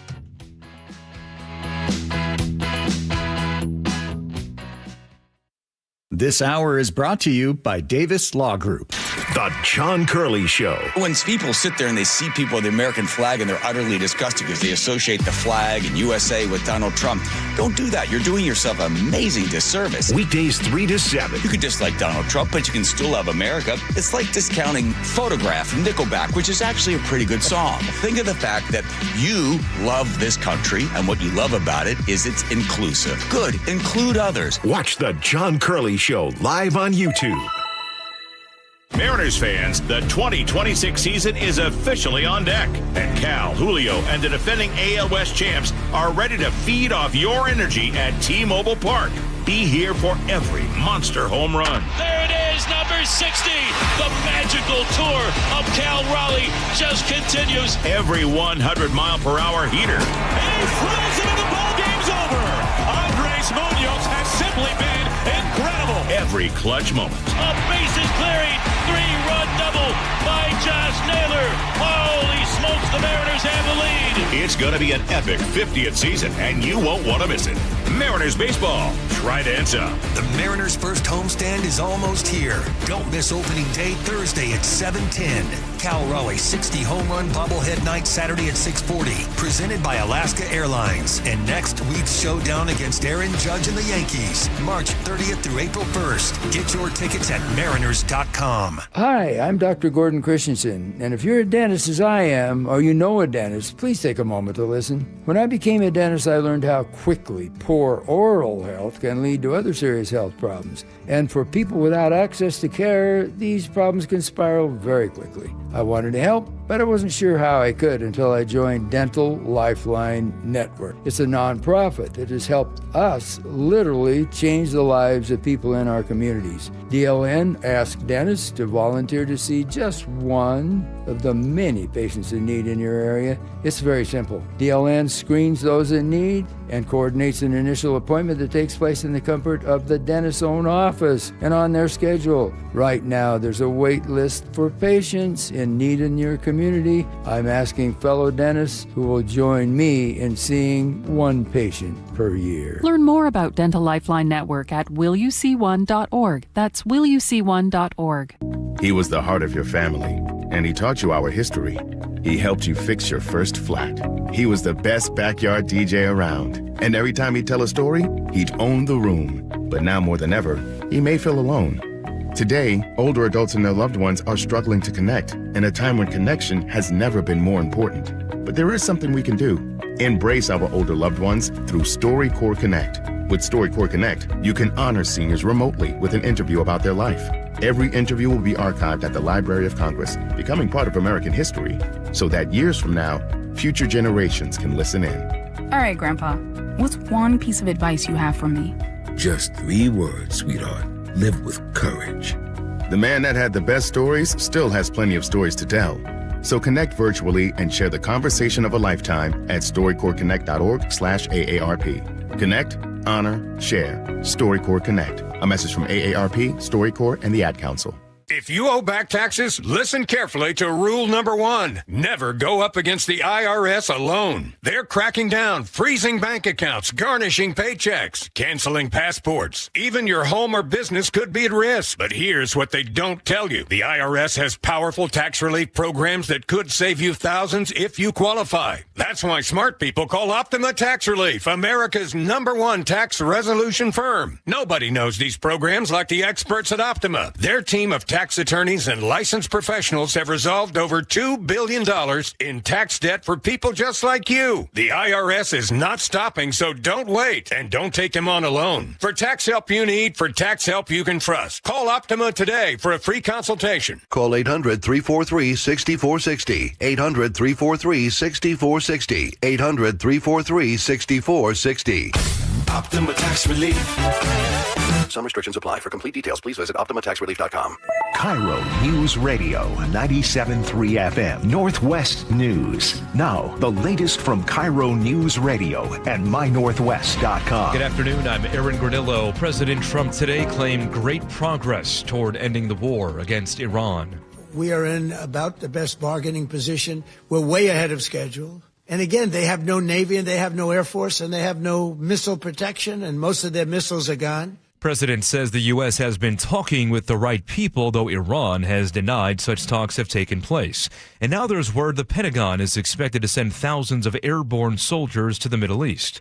KIRO News Radio's Luke Ducey's watching flights out of Joint Base Lewis McChord. Open source analysts, the same group that tracked fuel tanker movements ahead of the initial airstrikes in Iran, report dozens of C-17 flights over the past 2 weeks, and right now as we speak as well.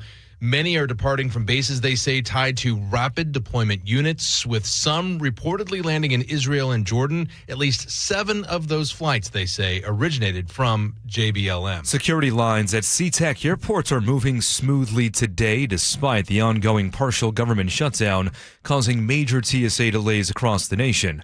SEA spokesman Perry Cooper says wait times this morning were holding steady at about 10 to 15 minutes, same as last year. We've actually added more security checkpoint lanes with a brand new checkpoint in Checkpoint 1 last year and a redesigned Checkpoint 6. He says the number one reason that lines are moving smoothly, TSA workers who are not getting paid are still showing up for work.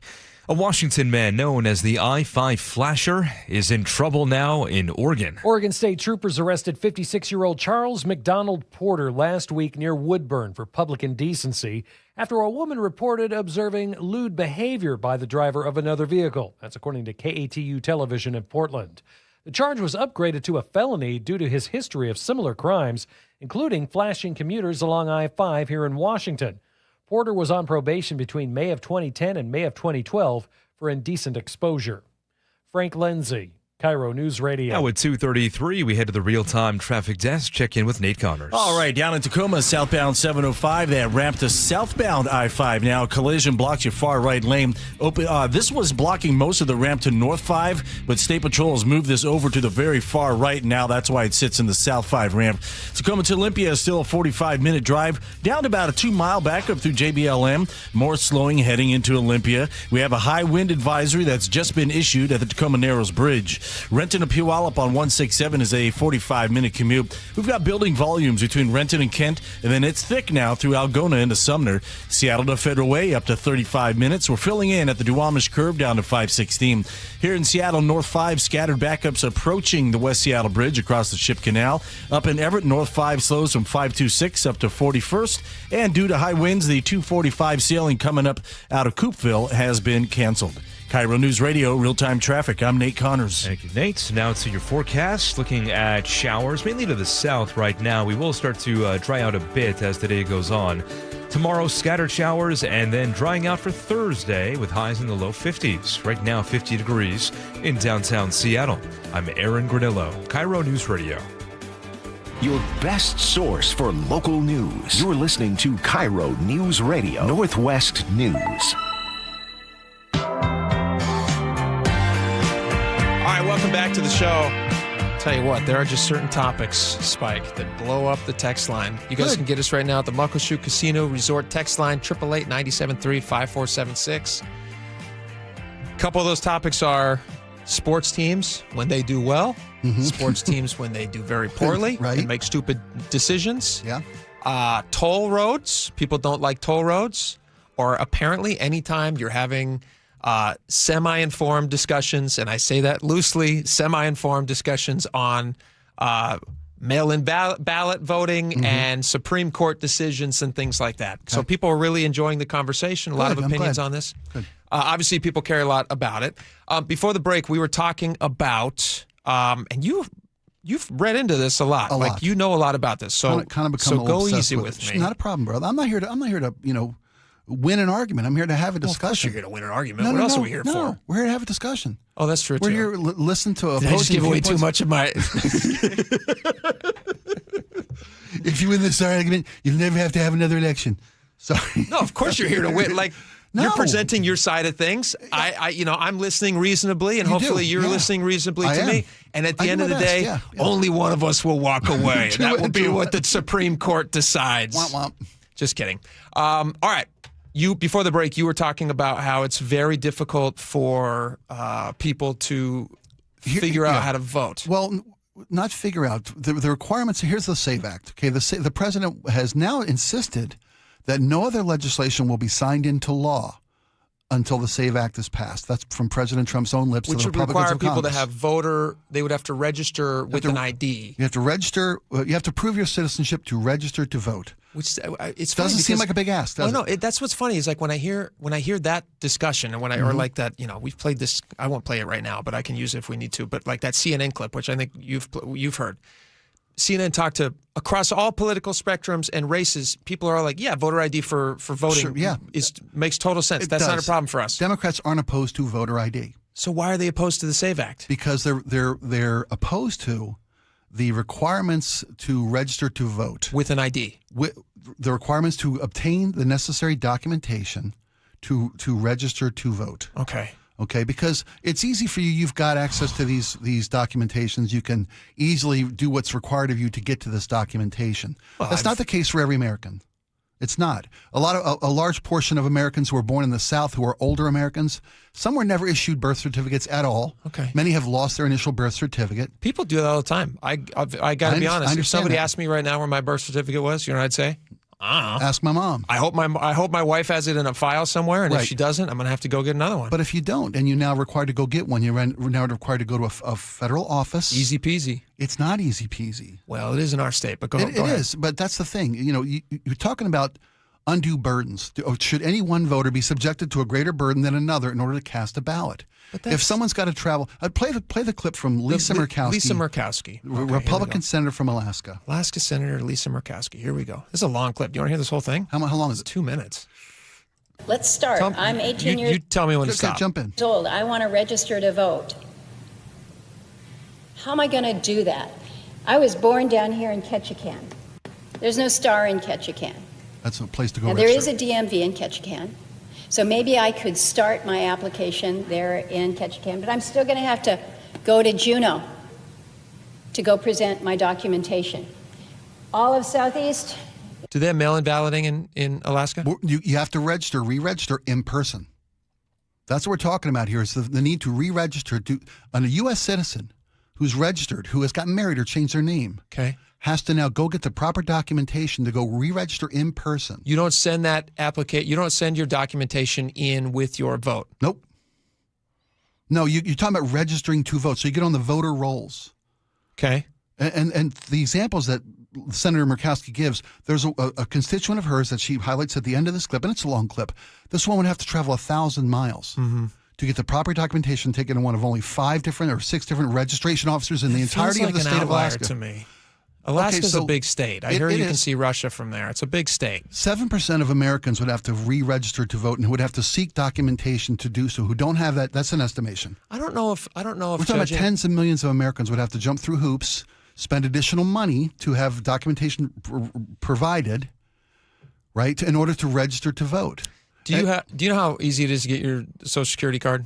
For you or me? For everyone. Well, not for everyone. Yep. What do you got to do? You got to go online. Mm-hmm.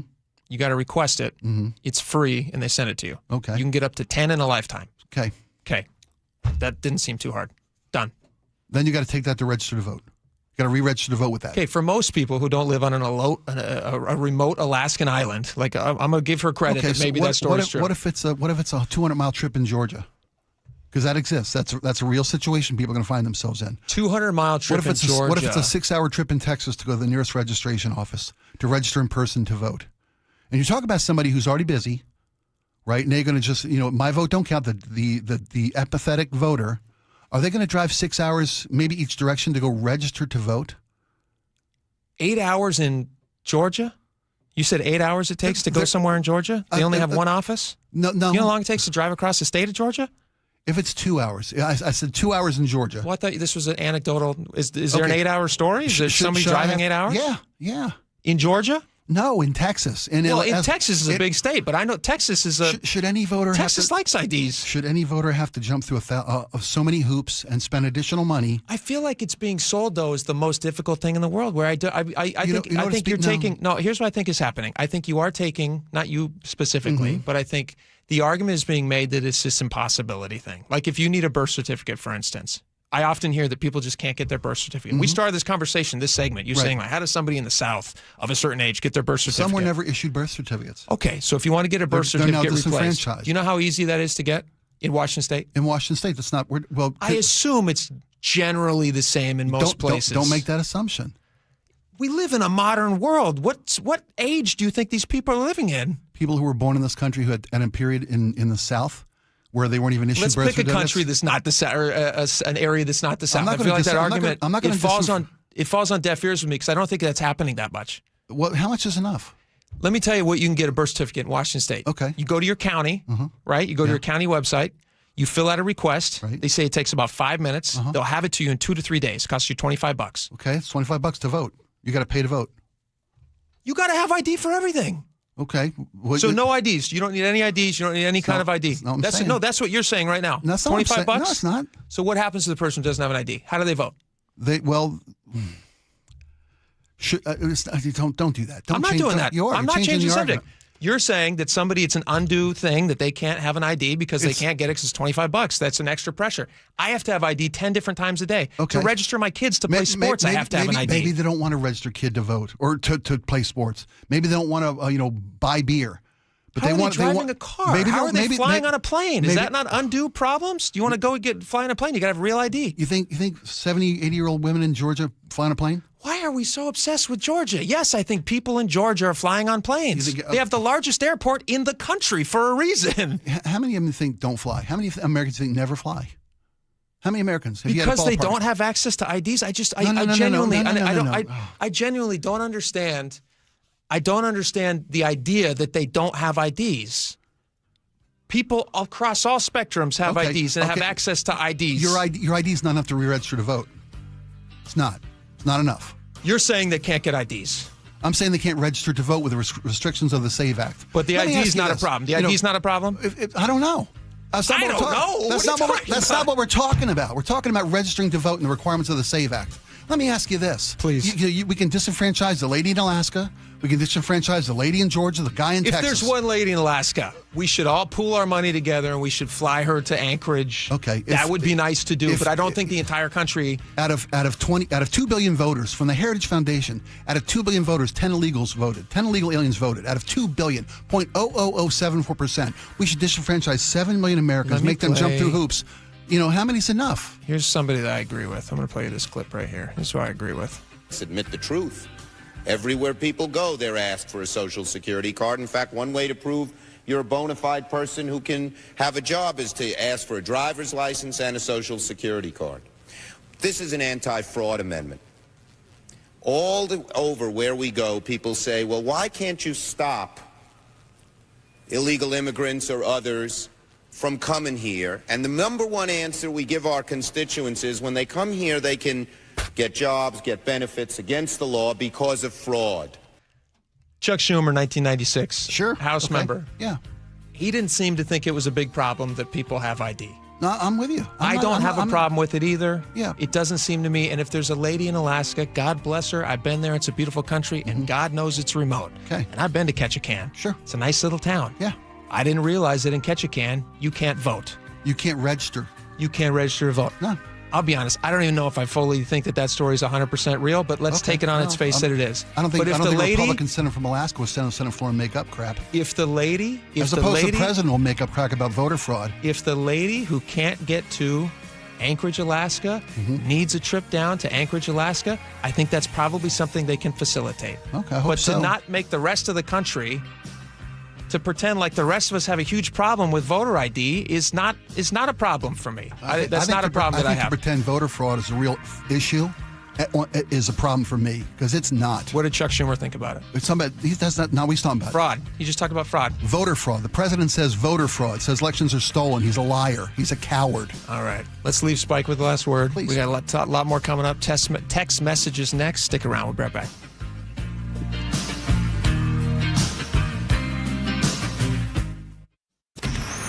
Choke Points with Chris Sullivan. With Choke Points, we try to answer listeners' questions. It can be as simple as a neighborhood stop sign, or it can be as big as the budget for transportation. I don't care. I'll find the answer for you. It's really easy to get a hold of me at mynorthwest.com. We have a direct link there that gets right to me. You can also do it in the app. You can hit me up on the text line. Choke Points, presented by Carter Subaru. Tuesdays and Thursdays on KIRO Newsradio 97.3 FM.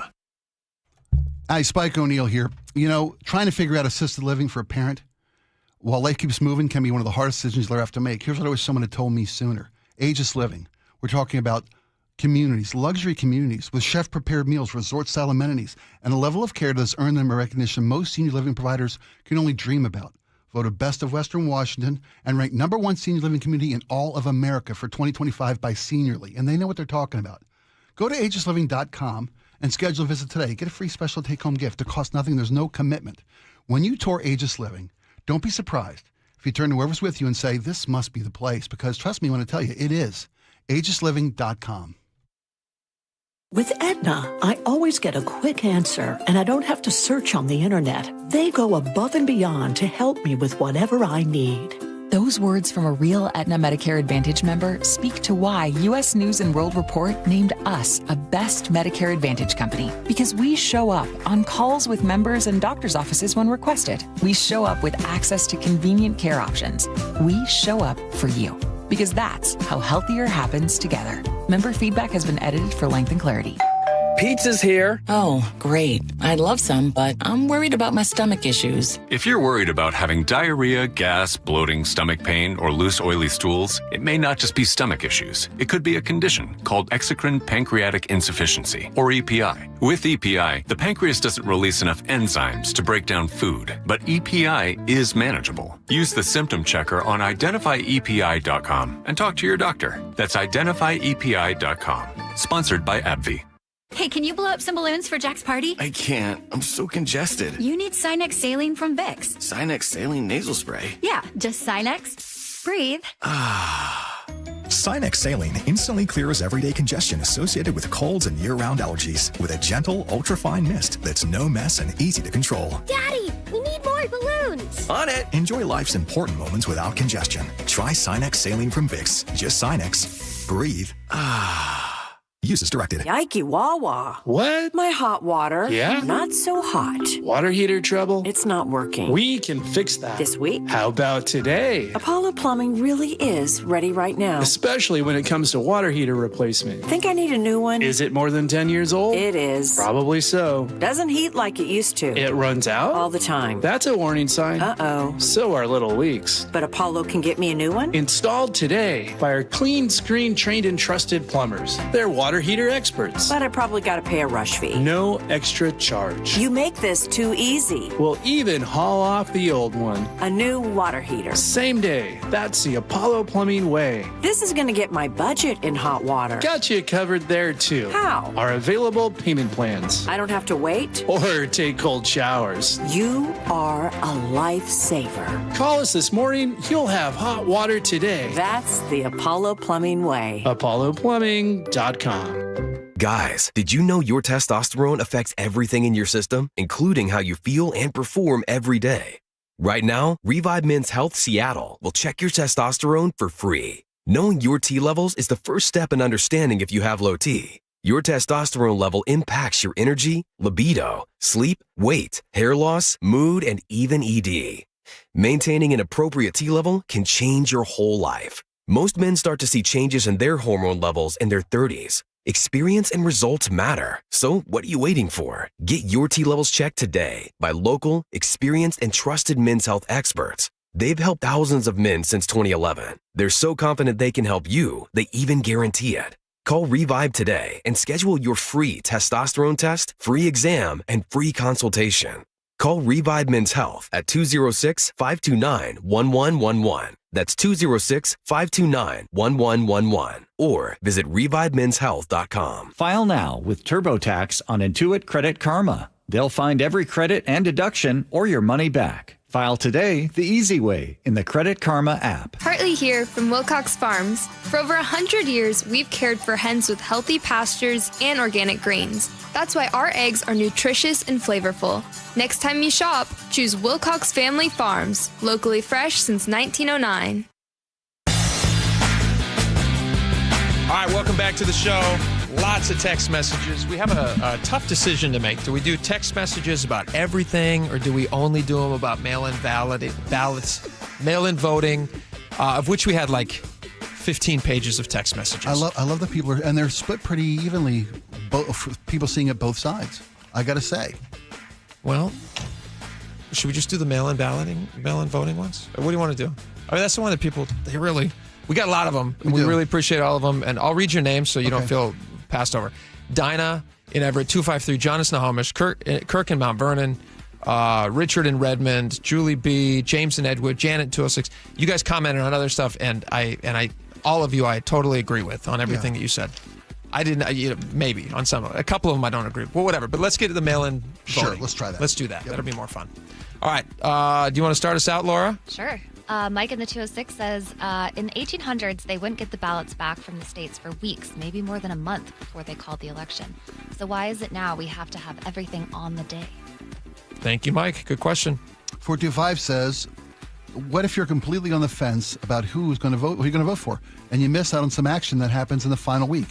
It would completely change your vote, and you voted before it happened. This is 425 saying this if I voted this a week is arguing early, against mail-in early. Against forcing people to mail it a week early to get it in on time. Gotcha. What happens if you found out 2 days before the election that this guy, eats puppies, and that breaks it after your ballot's in the mail? Because those things have happened. In that case, the puppy eater guy candidate, you would still have an opportunity to vote because, again, 2 days before the election. Not if you mailed your ballot in. Sure, you mail it in that day. Not if you mailed it a week earlier. If you mailed your ballot in a week earlier, and then if candidate X is a puppy I would say generally, if you're worried about people, eating dogs being a problem Nobody for you, expect them to be a dog eater. I would mail it the day of. I would do that if you're really, or take it to a ballot box. Let's see here. 253 says you're an adult. If you want to use mail, it's 5 days early. Okay, there you go. Ron in Issaquah says I voted more than once from remote places in Vietnam years ago, and I have no idea when those ballots got back here. There are special things for servicemen and women, obviously. And expats. Yeah, those are people who are accommodations are made and should be made, obviously. Sorry, go ahead, Spike. Dave in Olympia says, the left is fighting so hard against this because clearly they believe that in-person voting would go poorly in their favor. There is no other reason. Washington has had a Democratic governor since the election immediately following mailing voted started. That should tell you everything you need to know about why the Democrats are so against in-person voting. Dave, as a Democrat, you're full of crap. Huh? Dave's trying to... Why are you saying Dave's a Democrat? Well, no, as a Democrat, I said. Oh. As a Democrat. Yeah. Democrats believe that they can't win with in-person voting. I don't think that's the case at all. It might be. Dave's implying there's voter fraud through mail-in voting. He's saying they maybe wouldn't show up to vote. Maybe I misunderstood Dave. Dave, you're not full of crap. Do you I'm the one think? that misunderstood. I appreciate Dave's point. I think it's an interesting thing to think about. Laura in Pierce County says, I like the mail-in idea because I cannot take the day off to spend the whole day in line. If they would make it a lot longer than a one-day process, then it'll be a lot easier. Here would be a nice solution, and you and I have talked about this before. Have in-person voting and make it a federal holiday.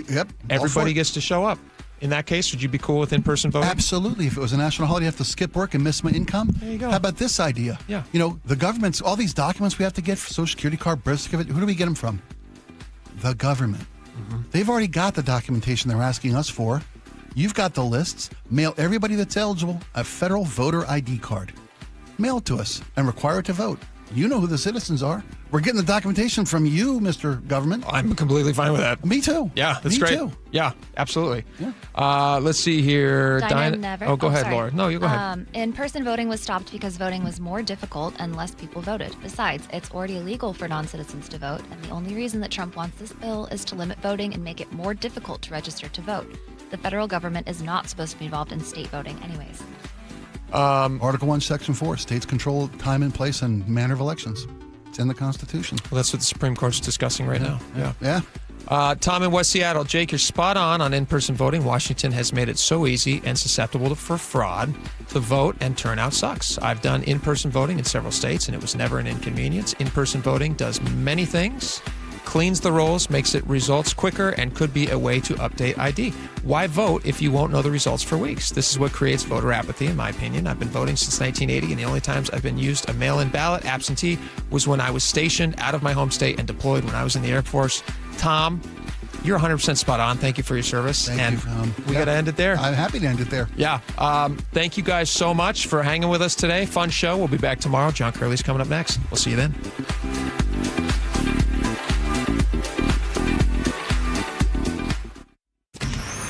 Choke Points with Chris Sullivan. With Choke Points, we try to answer listeners' questions. It can be as simple as a neighborhood stop sign, or it can be as big as the budget for transportation. I don't care. I'll find the answer for you. It's really easy to get a hold of me at mynorthwest.com. We have a direct link there that gets right to me. You can also do it in the app. You can hit me up on the text line. Choke Points, presented by Carter Subaru. Tuesdays and Thursdays on KIRO Newsradio 97.3 FM. The team that gave me back my full head of hair, Advanced Hair, is once again the winner of the 425 Business of the Year. Dr. Parango and his world-class team begin regrowing your own natural hair the very next day. And Advanced Hair guarantees your new hair will grow, just like they did for me. Find out why Advanced Hair is the best of the best. With your free consultation, you'll receive $250 off and 250 free hair grafts. 425-449-8185 or advancedhair.com. If you've saved more than $300,000, there's one thing you can do now that could make your savings go twice as far in retirement, and it's tax planning. That's right, tax planning could significantly reduce the taxes on your IRA and 401k withdrawals, Social Security benefits, and other investment income. Charlie Harger here. Find out how much money you could save with a free retirement tax savings analysis from the good people at Boss Retirement Solutions. To schedule your free analysis, call 206-210-1350. Tax planning for retirement could reduce your taxes not just for 1 year, but for the rest of your life. And the savings could be six figures. Let's find out how much money you could save. Call 206-210-1350. 206-210-1350. For informational purposes only, actual results may vary. No statement contained herein shall constitute tax, legal, or investment advice. It's difficult to trust someone with your loved one's care. Aegis Living earns your trust every single day. Voted best senior living in Western Washington and ranked #1 senior living community in all of America by Seniorly. Aegis sets the standard for luxury assisted living and award-winning memory care. Resort-style comfort with state-of-the-art AI fall prevention, a staff who loves what they do, and your loved ones. Schedule a tour at aegisliving.com, that's AEGIS living.com, and get a special take-home gift. Aegis Living, this must be the place. High five! Up top! Dave's company just got the 5-year price lock guarantee from Comcast Business. Yeah! It's 5 years of gig speed internet, advanced security, and a great rate that won't change. All from the company with 99.9% network reliability. Heck yeah! He hasn't given this many high fives since Deborah brought in her famous banana bread. Yes! The Comcast Business 5-year price lock guarantee. Powering 5 years of savings, powering possibilities. And it's hurting, but I am not stopping. Woo! For a limited time, now through March 29th, switch to Comcast Business to lock in your rate for 5 years and get a $500 prepaid card on a qualifying gig bundle.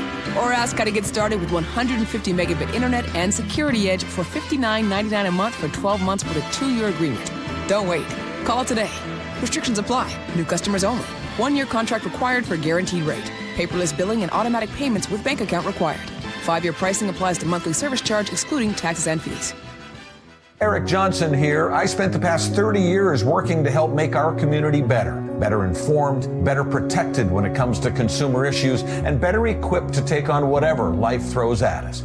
That's why I love the free Washington Accident book series from Davis Law Group. These books keep us better informed about the law, better able to protect ourselves on and off the road, and better off when all is said and done after an accident. Chris Davis didn't have to write these books. He did it because he saw a need. People who were in accidents or other legal situations didn't know what to do, what pictures to take, documents to request. Only a tiny fraction of the people who get these free books will ever become clients of Davis Law Group, but that's not the point. Chris wrote them because it was the right thing to do. The free Washington Accident book series is a must-have for drivers who want to be prepared for whatever